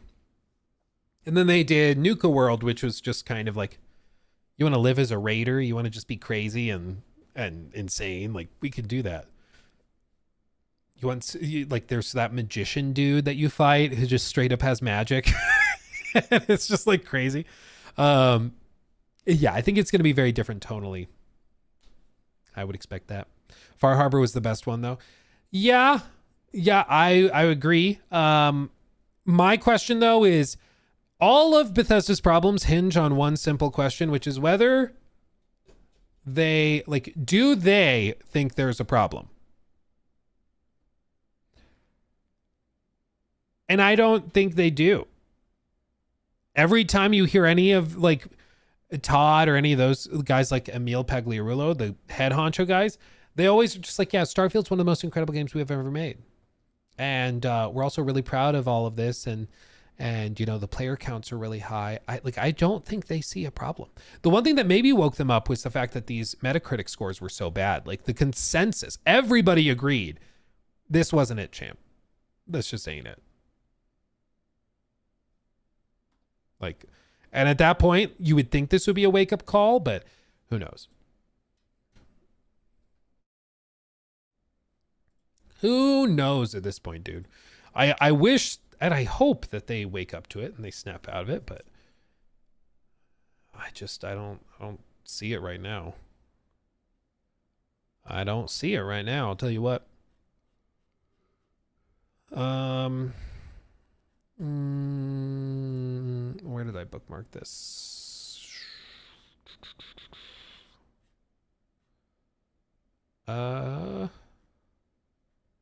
Okay, here it is. Okay. Real quick, let me catch up on this real quick. Christopher, thank you for that 5. Rumor is GTA 6 Trailer 2 is scheduled for the end of May, and the game is scheduled for release in November. I mean, it might drop a trailer in May. That wouldn't, like, shock me. But also, a part of me is thinking they may just wait until August. They may just do a 3-month marketing cycle, show nothing until August, just let people boil through the summer. I would not be surprised if that's what they do. I mean, I think we all thought it's got to come out by April. Like, it's got to. But then that interview with Strauss Zelnick came out where he said, yeah, we think that excitement is good. And we're going to let people stay excited for that. Build that anticipation. And I really, really think after I heard that, I was like, they might just be letting this simmer. They might just be putting the stovetop on low, put the lid on top, and just let it simmer. That might honestly be what they're doing. In which case, they just don't touch it until August. They drop a quick little trailer, be like gameplay reveal in September, releasing in late October, early November. Like, they don't need to spend any money on this thing. They're getting all the free hype. They could post a single tweet that just says 6 soon. The internet would explode instantly, you know? So we'll see. We'll see. But I don't know if I'm a believer in the May release point. I think at this point, everybody has been wrong for so long with GTA 6 that I'm like, they might honestly just wait. The one thing everybody's like, they can't just wait. They can't wait until just a couple months or a few months before. Why not? Who says they can't? They get to say whether they can or can't. They have all of the power right now. Okay? Like, they have all of the chips. They've got a stack a mile high of poker chips. You've got a measly little $1 one. You don't get to decide how this goes. They have all of the power, you know? All the power. Mr. Dragon Man, thank you for the 2. What are your thoughts on Dune Awakening? It seems interesting. I think I'm going to try it. I am not typically big into MMO type games, but I like the idea of MMO games. I'm just mainly like, I'm not a guy who's going to play a game for 3,000 hours. That's just not how I play. But a game for like 50, 80, 100, 150. I'll do that if it's engaging and interesting. And it seems like these guys know what they're doing. So I do plan on checking it out. I'm excited. We'll see. Jackson Cabrera, thank you for the 2 as well. Do you think there will be a Steam Deck 2? Yes. Whether they call it Steam Deck 2 or Steam Deck Pro, I don't know. But I do think there will be a successor that's just a little bit bigger and beefier. There's got to be, you know. Okay.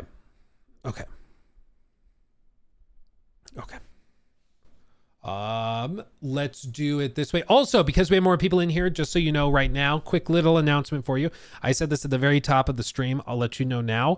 If you have not already, connect your Discord account your Discord account to your Twitch account if you are a sub on Twitch, or to your YouTube account if you are a member of this channel and page on YouTube.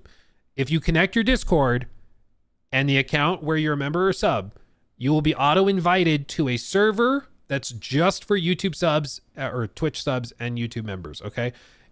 We're building it out. It's going to have a lot of like specific and special things just for members and people who support directly what we do here. We're going to be doing things like game nights, you laugh, you lose challenges where you guys can actually win games and stuff. When I get extra copies of games, I'm going to do giveaways, and we'll do the giveaways in that Discord, things like that. So it's going to be a really good time. If you've not already connected those accounts, do that and you can join us. Okay? Make sense? Make sure you've done that, and then you should see it in like your server invite tab. It's different whether you're on mobile or Discord or like a desktop, but do that. Okay. Real quick, we got to touch on this because this was also one of the breaking stories of yesterday. Okay. New segment. Ways. What is playing? Oh, Starfield Direct's still playing. Okay. So there's a few things in life that are locked and loaded. You know for sure. You know, the sun's going to rise again tomorrow. You will die. You will pay taxes, you know, death taxes. Those are locked in for sure. And also re-releases of The Last of Us at this point. It really has become a meme that they're just going to re-release it 15,000 times before making a new game. And that's where we're at. PlayStation announced that they are doing now a Last of Us Complete Edition, which includes both versions of the story, both chapters, both parts.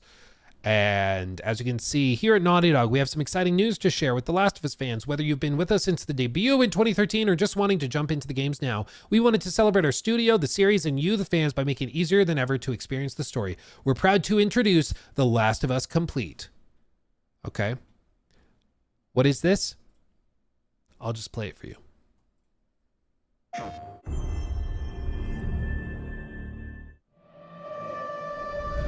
Naughty Dog.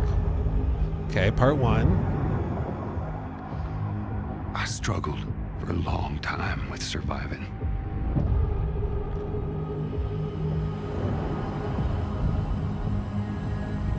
Ellie? No matter what.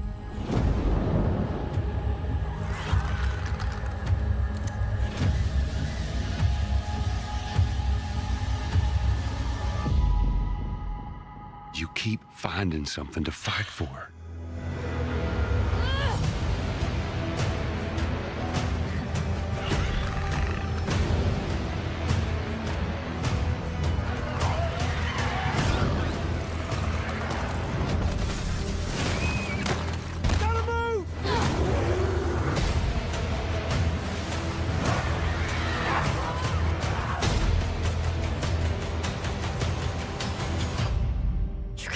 This.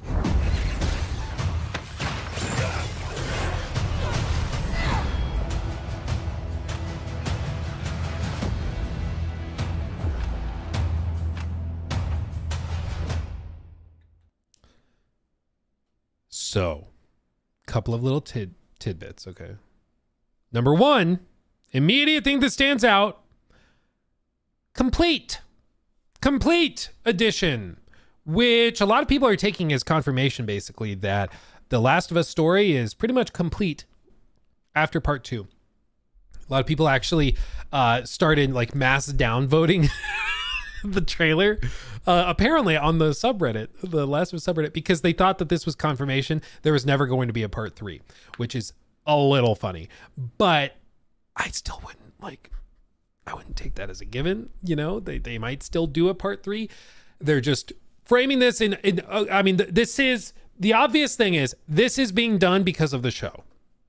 Like, that's all this is. Okay. What they're doing is they're combining all of this together. As you can see, it allows players to experience both The Last of Us Part 1 and Part 2 remastered in one package. The Last of Us Complete makes it easier than ever to experience the full story on PS5. Whether you've played both series or just one, or both entries, or just one, or have yet to immerse yourself in the world of Joel, Ellie, and Abby, and all of our characters. Okay? I believe it comes with the Left Behind DLC as well. Let's see. Yeah. So it's the definitive way to play both of the games. They rebuilt part 1 from the ground up, specifically with PlayStation 5 in mind, offering DualSense support, 3D audio, and more. Last of Us Part 2 Remastered allows you to not only experience an enhanced edition of the sequel, but also dive behind the scenes with hours of commentary, additions like Lost Levels, the roguelike mode, No Return mode, Guitar Free Play mode, and more. They also, in the Collector's Edition, are including some artwork, lithographs, whatever, and are tossing that in there as well. As you can see, it launches on PlayStation 5 as of yesterday through direct or through the PlayStation Store. And it's basically just a bundle. So I actually tested this on my console. It's just a new product, basically, a new thing in the store. And because I already own both games, it shows me as having owned the complete edition, or The Last of Us Complete. Literally all this is a bundle of the two games. And it's being sold together with like a white box. It's basically what's happening. And it's coming at 110 is the price point. So it's way less exciting than you would think. Okay. Like there's not even anything here to really be that upset about, other than the fact it's just freaking funny that they're doing it again. They have The Last of Us Part 1. I don't actually know what these are selling for normally. So PlayStation Store. Let me see if I can find what the full price is. Like, is Part 1 6? No, I guess Part 1 has got to be 50 and Part 2 has got to be 60. Is that how it breaks down? No. Okay, no, the digital version is 100. The collector's edition is 110. Right? Okay. I'm tracking. Because Part 1 is 70 on the store. It is included in PlayStation Plus Extra. PlayStation Plus Premium gets you access to The Last of Us Part 2, or you can buy it for 50. Is this not weird that the newer game is less expensive? Like, how does that make sense? Like, what? I get it. It's a remake, so it's technically, I guess, newer than Part 2 because it's a remake of the old game, but it is newer, but it's the old game. You know, it still is just, it feels weird to be like, oh yeah, the old game is $20 more. It's odd. But this is why they're bundling them together and being like, ooh, see, it's a discount, because you can also buy The Last of Us Complete, PS5 Pro Enhanced or whatever, and it includes both games. So Part 1, Part 2 remastered. And my understanding, and if anybody's bought it themselves and if it's different, please let me know, but my understanding is that it literally just, it's like adding the two games to your cart and then they're discounted. That's basically it. So you can get both games for $50 a piece. And the whole idea is that they want people who watched the show or maybe get into the show with season 2 to see this listed in the store and be like, wow, I guess I should get both games, and just buy it for 100. Make it easier to get both games. It's literally all it is. It's basically just a coupon code if you add both games to your cart. It's basically all it is, with some fresh concept art as well. So it says I already own this, even though I didn't buy it. So I guess I could review it too, because I own both games. But there you go. I think, you know, is this actually like a grave offense? No. Like I said, it's technically a discount, okay? But it's still just freaking funny, okay? It's funny that they keep re-releasing it. We kept making fun of BGS for re-releasing Skyrim. We're gonna make fun of them for doing this because they're just re-releasing it 15,000 times. And we all know why. It's because they're releasing the show that gets new gamers in who have never considered playing it. Because there are a lot of people, maybe even like Call of Duty players or Apex players or Hunt Showdown players, you know, live service multiplayer players, who watch the show on HBO and are like, oh yeah, that's on the console I own. I've never thought to play it because I don't typically play story games, but I love the show, so I guess I'll try the games. That's all this is. Like, that's literally why this exists. And so I get why. I understand why. I still just think it's funny to release something like 15 times. Okay? Like, it's just funny. That's why Fallout 3 is being remastered. Yeah, Molly, it's absolutely. And it just makes sense. Like, you have the new product ready to go when the show is popping off, hopefully, knock on wood, so that you have a product to sell them the second that their hype is high. Because what did we see the moment the Fallout show launched last year? Like the highest peaks for Fallout games ever combined. You know, you had more players in Fallout 76 than in many, many years, basically since launch week. You had more people in Fallout 4 than basically launch. You had more people playing Fallout 3. Like, people just wanted Fallout stuff. And what was so hilarious is that Xbox had nothing to sell them. They just had Fallout 76 basically, and that was it. They had like recently done an expansion update, but there was basically nothing. They also had, you remember they had the whole like Halloween update where they had a bunch of Halloween skins and stuff, even though it was like April. It was like, this just got delayed, I think is why you're doing it, but still. So at least they're trying to have a new product, more like a new bundle, a coupon code ready to go for people who watch the show and want to get in. I get it.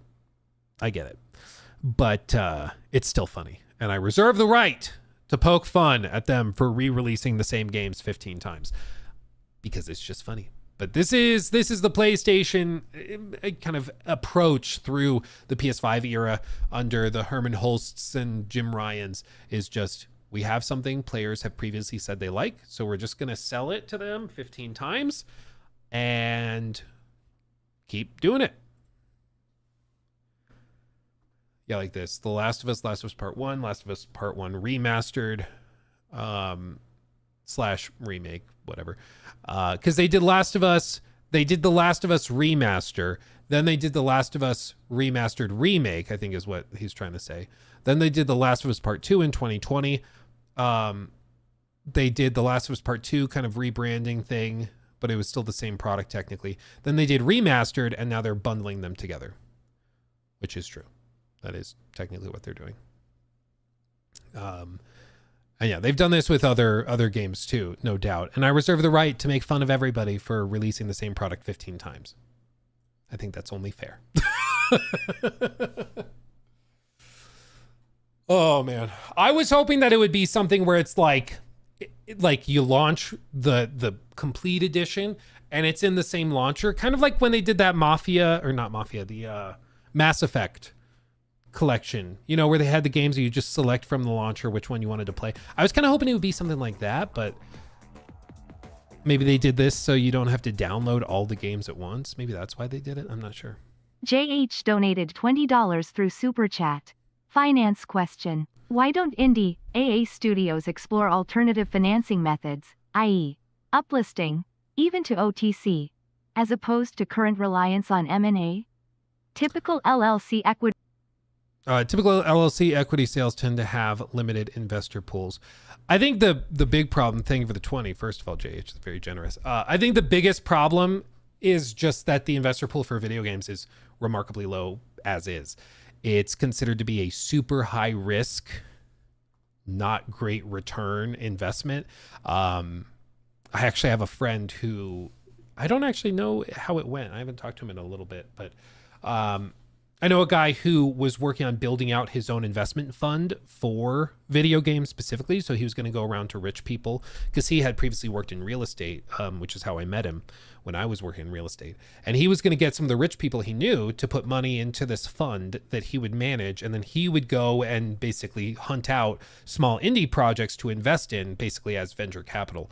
And I don't actually know how it's gone in recent years, but what I do know is that initially it was a headache to find projects that really truly looked to have the potential that would make the risk of the investment worth it. Because you got to remember, like, if you are an investor and like you've made most of your money in real estate, for example, and you're like, I want to get into video games, I'm gonna invest in those. You have to get involved very early on. And a lot of the time, you're getting involved at the point where there's literally like 3 people and a whiteboard. There's no gameplay. There's nothing to show. A lot of these like older investor types, unless like the graphics are phenomenal, like they don't get it. You could show them a work in progress build in like pre-alpha where everything is gray box and like, this looks like crap. I'm not giving you money. And it's just really hard for them to understand how we're going to get from A to B. So then you don't typically see people inexperienced in software development interested in investing. So that drops the investor pool. And then it's like, okay, well then maybe you get software, people with experience investing in software startups or software companies. Maybe they get involved and invest. And so you get some like venture capital software guys. There's a lot of that. There certainly are. I think that's technically how Embracer Group got built up. But it's also like, I love my engineers out there. All you engineers out there maybe watching and listening. But a lot of engineers are not, like, they don't have that artistic side. They don't have the artistic flair. They can build something that works. But when you're trying to build something that works, you also have to find a way to build it in a way that it sells too. It's why Steve Wozniak said in the early days of Apple, every company needs the nerd and the hippie. Every company needs the guy that will get it working, but you also need the guy that has the vision and can see the end product and see what customers will want before they even know they want it, right? And so you kind of have to have investors that understand game development, understand the risks, have the money to tolerate those risks, and then also have that sort of hippie side of them where they can see the potential in this project, where they could see, the potential of a Balatro, the potential of a like Kingdom Come Deliverance, and that's just a very small number of people that actually have those talents and have that ability and the money to back it up. But when they do, I think you see a lot of success. Like, wasn't Video Game Donkey's first published game Animal Well? Or am I just making that up? I think like the first one that he published ended up being a tremendous success, And it's because like he got and gets what will make for a good game. And he has the money to put towards that, and it can work. And that's the kind of investors that you need. But they're very rare. Very, very rare. At least in like other business ventures and fields, it's pretty straightforward. If you're investing in real estate, you can look at a spreadsheet and you don't ever have to look at the building. You could never see a picture of the building, and you'll know if that's going to make money because it's just data. That's the nice thing about it. Video games, it doesn't work that way. You could have the most impressive spreadsheet of stats. We're going to appeal to this demographic, and all these boxes are checked. And it turns out the game is Concord. And you lose hundreds of millions of dollars. It just doesn't work the same way. So I think, to go back to the core question, JH, why don't they explore and engage with alternative financing methods? I think they do. They're certainly open to it. They'll take money if it comes, but it's just very, very difficult. And there's not a lot of opportunities. It's also why you see a lot of smaller companies relying on like government grants and stuff to get them across the finish line. Even something like, I believe it was Cyberpunk 2077, CDPR took a good amount of money from some EU arts board thing where they got a grant of like 20 million euros in order to like invest in the arts or whatever. But like even those companies will use those government grants because it's basically free money, and why not, Will we ever see another failure as big as Concord, by the way, or is that just 1 in a million? I mean, it really is 1 in a million. You'll see other games that flop and lose money, but Concord was a unique blend of mismanagement and hubris, which made it so freaking cataclysmic. Because I think anybody else who had a more level head would have cut that short a long time ago. Unironically, and I'm not just saying this to like troll Joel Raptor, okay? I'm not just saying that, but unironically, there's a potential that the Horizon multiplayer live service game could also be in serious trouble too. And I'm not saying that because I want that to happen. I'm just saying the premise of that game seems built on appealing to Horizon fans who I don't think are that interested in a live service version of Horizon that looks nothing like Horizon because it's a different art style entirely to get it running in multiplayer. And it's also basically Monster Hunter, but fully live service. And I'm not sure how big the market is for that. And it also has been in development for like 6-7 years and has hundreds of millions of dollars on the line. And I don't know, man. I really don't know. We haven't seen much. We've seen some leaks and some pictures and stuff. Even just the art style. I mean, I think we can all see the Asmongold clip right now reacting to that announcement trailer if it looks the way that those leaks looked. I think we can all imagine that. From the second it's revealed, I think the narrative will be largely negative, unless they've made major pivots. And the thing is, in the live service space, I just don't think you can trip out the gate and maintain a competitive stride. I just don't think you can. So we'll see. We'll see. But that's another game that I don't think it'll be like as comically, like I don't think it would fail as comically or as sort of fantastically, where it's just like a huge explosion, you know. I don't think it would fail like that, but I do think the bottom line numbers would be pretty catastrophic. If that doesn't end up making a lot of money, that will be a major financial blunder for Sony. Because again, it's been in the works for years, like 6-7 years, and they have hundreds. It's not super confirmed, but based on people that would probably know that I've chatted with, there are more people working on the Horizon online game than are working on Marathon.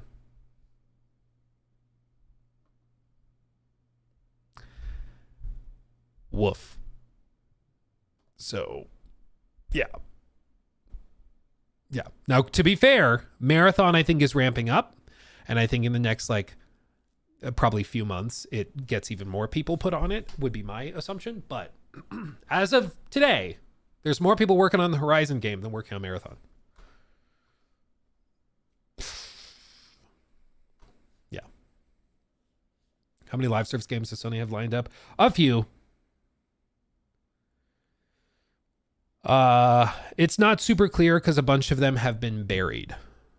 There's even a couple of studios out there that are working on stuff that we just don't know anything about.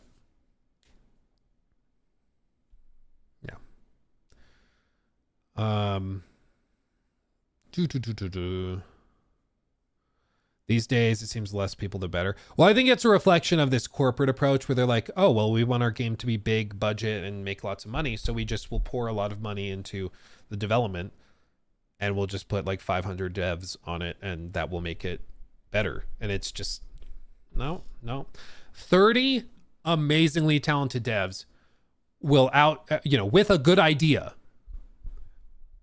will outperform a team of 500 with a mediocre idea every single time. Every single time. It's about the talent. It's about the ideas. It's not about the scale, the ability to brute force it. It's just not about that. If you're trying to quickly code a security update for Windows 11, maybe, you just need more devs on it to do it faster and better. But in video games, it doesn't work that way. Just doesn't. It's like Ubisoft then. Orem, what's funny, I'm waiting to talk to a couple more people. My understanding is part of the restructurings that are already happening are that projects are slowing down. So what has happened a lot in the past is they'll do pre-production for like a set little period with a few key designers, and then they scale up super quick and start working. The people I've chatted with who work over at Ubisoft say they're going like very slowly expanding, where they make sure their ideas are good and they make sure that, like, I don't know if that, like, they do play testing or whatever, they share with other people in the studio, but they're going back and forth, bouncing ideas off, and then they're going to scale up more intentionally instead of just trying to throw money at it, which is a good change. I hope that that is true. The couple of people I've chatted with work on different sides of the planet and are saying that Gaming that's happening. Knight donated $10 through Super Chat. I know this most likely will never happen, but what if GTA 6 launches at $60? For some reason I've been thinking about it. I know it'll be a big shock for sure. Somebody also brought that up. Thank you for the 10, first of all, Gaming Knight. But somebody brought that up the other day on stream, and they're like, what if they dropped it at 60 or even at 70? Would that make Nintendo look like total a-holes? And honestly, yeah, it would. Can you imagine just the flood of memes of Mario Kart versus GTA 6 for cheaper? It would be memeable, certainly. I don't think GTA 6 needs to be memeable. And I think that this is the big thing, is like charging an extra $10 is what? Like from 60 to 70, that's like a 13-14% increase in revenue. Going from 70 to 80, it's a little bit less, but it's still like 12-13% increase. Then you go up again. If you're willing to go from 80 to 90, that's also like 11-12%. So at some point, if they're looking at it, they're just like, we could do it at like put it at 70 and it would be memeable. People would laugh at Nintendo and it would be funny and we would all laugh about it. And we'll sell millions upon millions upon millions of copies. Or we could do it at 80, probably sell pretty damn near the same number of copies and make 12-13% more money, which is a lot. I mean, if you got told from your boss at work that you were getting a 12% pay increase, that's not insignificant. I'd be like, thank you.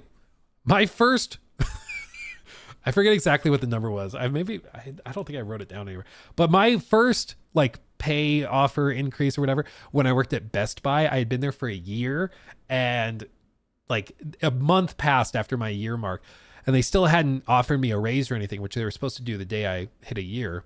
So finally, like, talked to my boss and my manager, and she's like, oh yeah, I'll investigate the raise. Don't you worry. Comes back, I don't know if it was a day or two later, and we go back into the office. She's like, yeah, so I heard from the higher ups. They offered you a raise. And I know it was like I think it was under 50 cents. Or it was like 52, there was a 2 in it. It was like 52 cents or it was like 12 cents an hour more. I think at the time I was making like $9.50 or something. It's like from $9.50 to like $9.62 or to like $10.02. Like I was so insulted. It was crazy, especially because like I had started working in the computer department, then I moved to TVs, and our sales goals, we needed to sell like $10,000 worth of computers a day. A shift. And I'm like, I know you're not making that much in profit, but I'm bringing in $10,000 in revenue a day, and you offer me like literal pennies as a counter. It was unbelievable. But that's retail. And honestly, I think part of it is that they want to, at least at Best Buy, the approach was they wanted to pump through us so we wouldn't stay there long, because the longer you stay, the more they have to pay you. They just don't care that much. So they kind of want you to be willing to get out. They also had a bunch of incentives for like the longer you stay, the more maternity, paternity, whatever benefits you get more vacation days. So they wanted you out. Like they wanted to only have the average tenure of an employee to be like a year.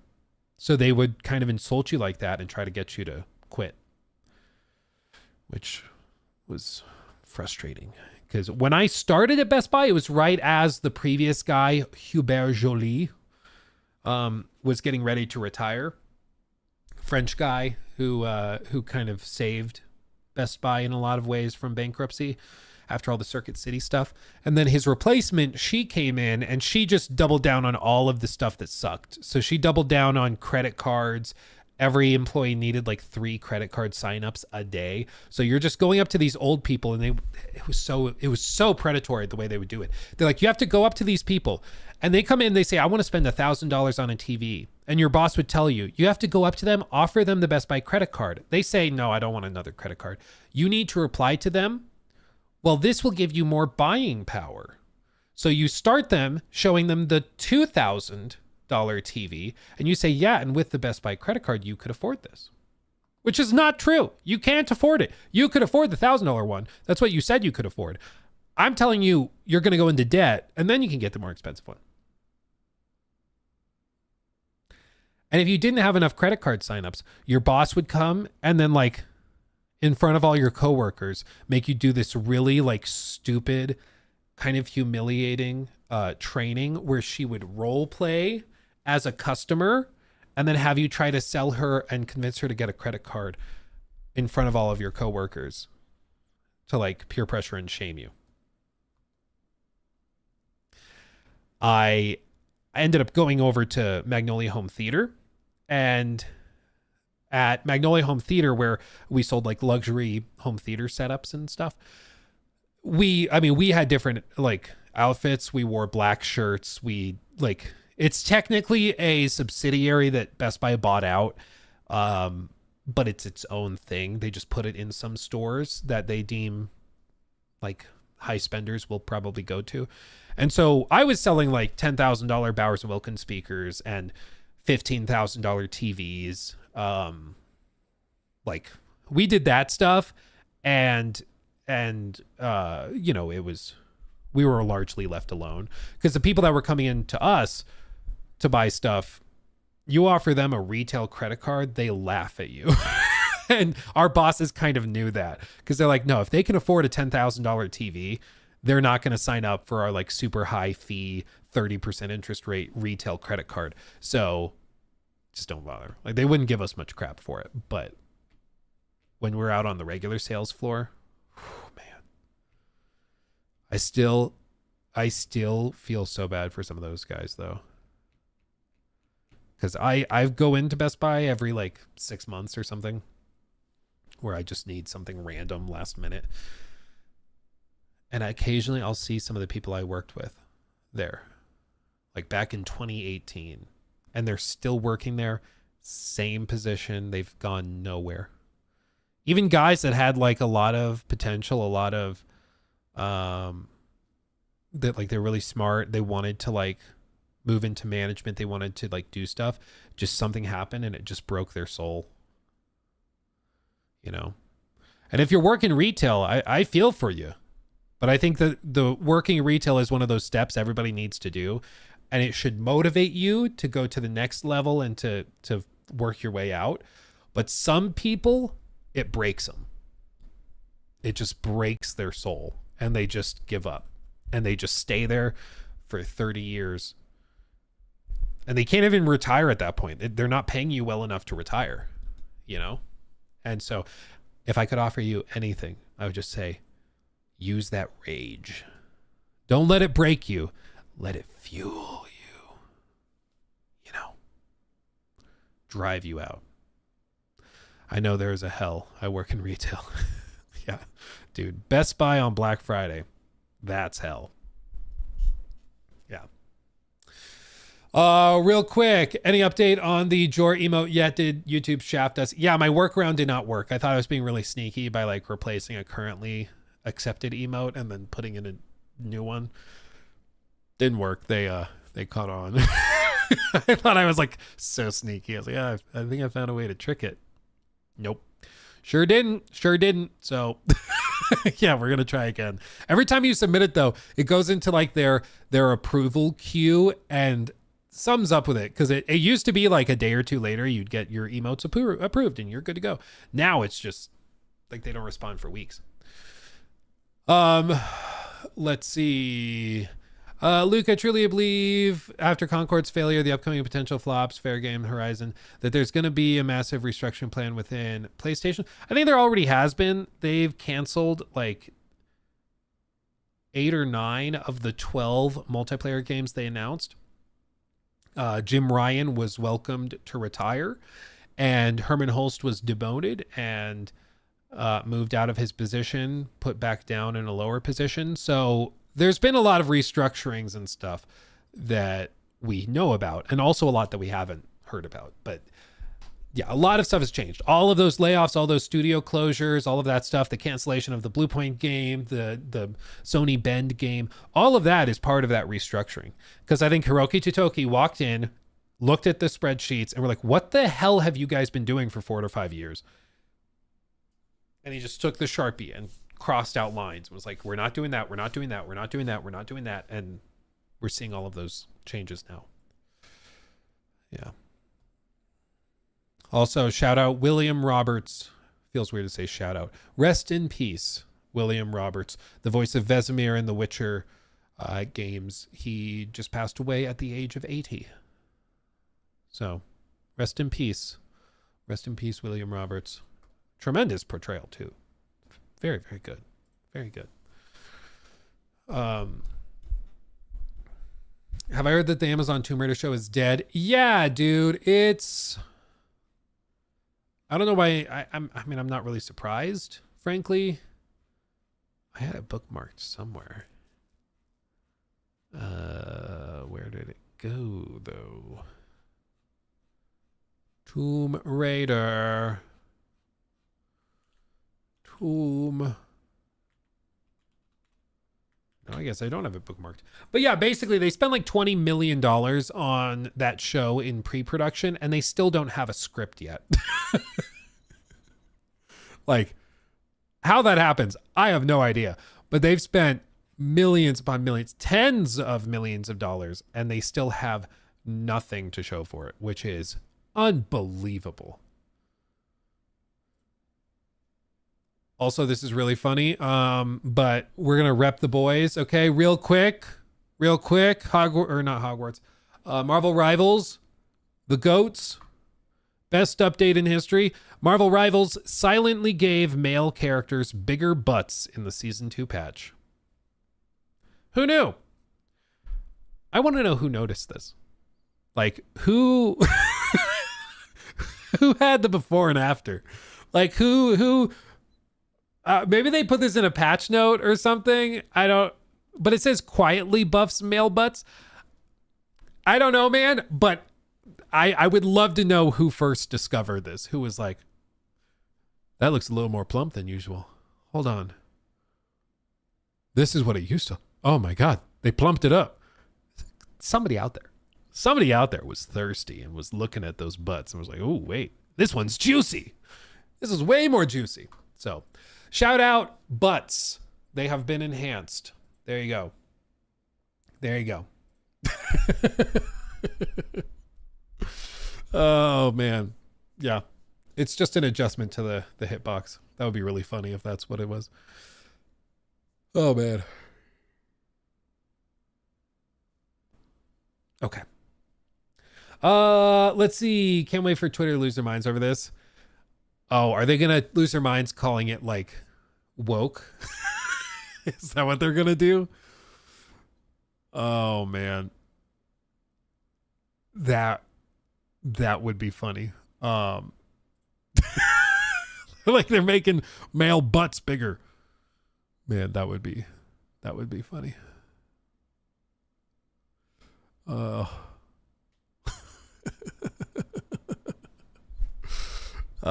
man. When am I allowed to talk about Marathon? I'm not allowed to say. I can say that they have said they are doing a gameplay reveal tomorrow. So, you should probably watch that. And then at some point, I'll be able to talk about it. That's most definitely what's up. Yeah. Apparently Emma Frost is too manly. Dude. These people have never like touched a woman besides their mom on the way out. I swear to God. I saw one guy being like, this is why men have had enough with Hollywood. And it was a picture of, I don't even know who it was, but it was just some actress. And it was like she was wearing a dress where like her shoulders were out, and she had that little like peach fuzz hair on her shoulder. And he was implying that she was like hairy like a bear, I guess. And it's like, tell me you have never seen a woman within 3 to 4 feet in your life. Like, that's just what people do. Like, that's what people have, okay? It was so stupid. I was like, you don't have to like whoever that is movies. You don't have to like their movie. You don't have to watch the movies. Nobody's saying you do. But, like, it's moments like that where I'm like, these people might not be serious. Like, they might just be trolling. Because I can't tell anymore. I'm like, either this is the most no-life incel ever, or it's somebody just trolling. And the fact I can't tell the difference, I think is pretty sad, you know, because it's like, I would really hope that it would be clear when somebody's trolling, but we're at the point now where the trolls and the people actually that are just like no life incels, you can't tell the difference anymore. They just blend together. Oh man. So I yeah, I did see that one. I was like, are we really doing this? Is this the standard now? Is this really what we're doing? Whatever. Engagement makes good money. But like even on X, like they're making what? Like $3? There's no way they're making that good of money from that kind of engagement farming. But maybe it could also just be that it's really funny. I mean, or you know how sometimes they do the like trailer, or they'll do the rage baiting clip, and then in the comments and replies they have all the ads for like random Temu crap. Maybe it's something like that where they make money that way. I don't know. I saw somebody say that WWE superstar Rhea Ripley is ugly. Who is Rhea Ripley? Rhea Ripley.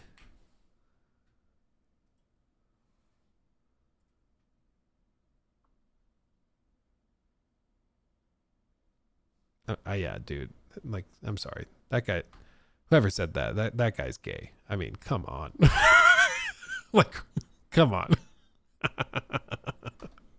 It's the same exact thing as all those guys who are like, yeah, in all these games, AC Shadows and Kingdom Come Deliverance 2, I play these games that have like gay romance options, and I always get the gay romance option. These games are so gay. It's like,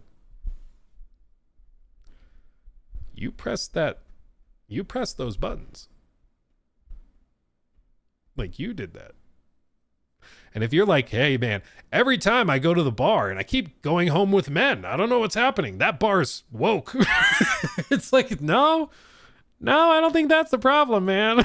I think there's a pretty big part of this equation that we're just skipping over. It's really, really revealing right now. But it's so funny because like you never hear anybody else talk about those things. And you never see anybody else playing those games sharing gameplay with like, you know, those like the gay romance options. It's always like clipped from the channels that are like, yeah, I hate this. I just keep running into this. I can't figure out how to avoid them. It's like I hope that one day you feel free enough to just be real. You know, I hope this is a wake up call. Oh, this is funny though. I have seen this. People are suggesting, yeah, Marathon's going to flop like Concord. Meanwhile, the art style, Hydrogen Bomb versus Coughing Baby. Yeah, I think inevitably you're going to get some people that just don't understand why Concord failed, that are going to try to compare the two and be like, oh, Marathon's going to flop too. No, I would be surprised if something like Marathon has anywhere near the problems that Concord did. The problem with Concord was that it was a game nobody wanted, a 5v5 hero shooter, or maybe it was 6v. I think it was 5v5. I've already forgotten. It's been wiped from my memory. But it was a hero shooter that was basically shadow dropped. I mean, they did like no play testing beyond the alpha play test that was not for feedback. It was just basically marketing. And they did have something that was relatively polished. I mean, it was well put together. It was just a game nobody wanted. The art design and art direction and character design certainly were very memeable.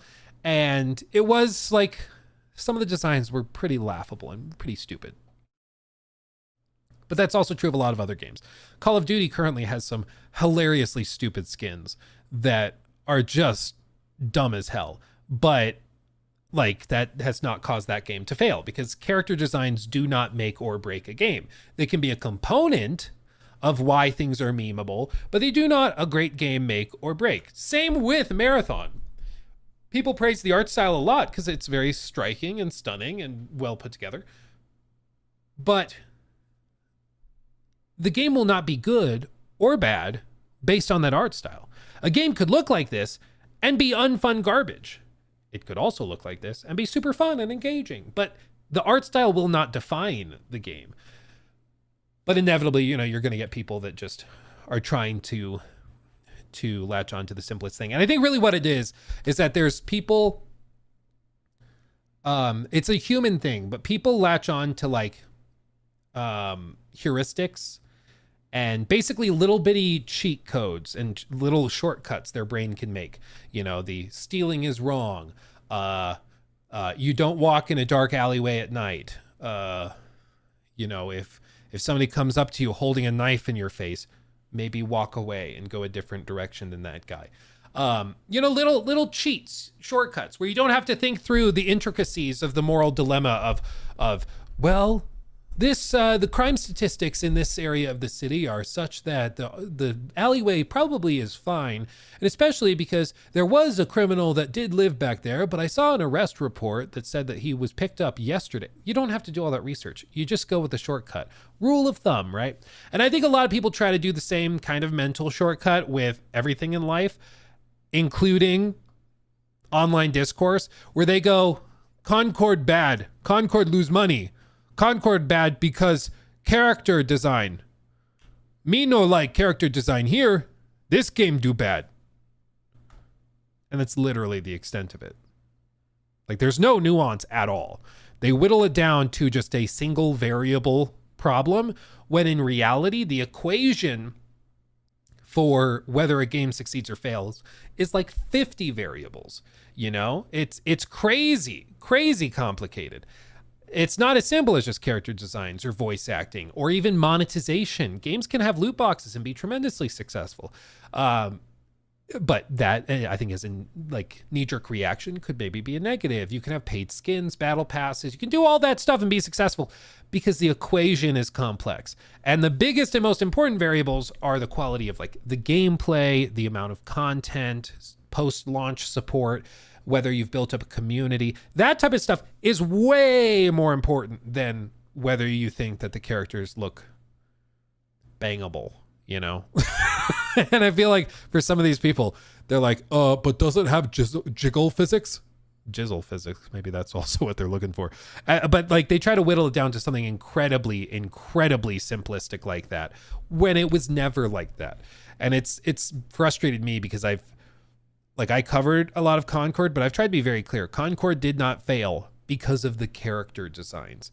Like that's a component, sure. It's part of the equation. It certainly didn't help it, I'll tell you that much. But Concord ultimately failed because it was a game just flatly nobody wanted, that was expensive, that nobody felt compelled to try. And at a certain point, it became a bit of a meme that it was just bad and soulless and lifeless. And it really did fit into the stereotypical kind of corporate soulless game by committee type of thing, where it's like, we know what you're doing. Like you're making an Overwatch sort of clone years and years too late. It's polished, certainly, but this is a game nobody asked for, and you're acting entitled to our money with it too. So what are we doing? You know? Yes, babe, just a second. Anyway, I've got to go. My wife just shouted for me. I think that means it is time. Oh yeah, she texted me leaving in 10. Oh, I'm running late. Okay. I love you guys. Much love. Thank you for making all of this wonderful. Again, connect your YouTube and Twitch accounts to Discord so you get added to our server just for members and subs. Do that because we're just starting it out. And I don't know, maybe we do like an OG badge or role or something. So all of you guys who joined early get that forever. That could be cool. But anyway, much love. I will see you soon. Hugs and kisses. Till the next time, baby. Mwah. See you soon. Bye. Wrong button. I'm a professional. Bye.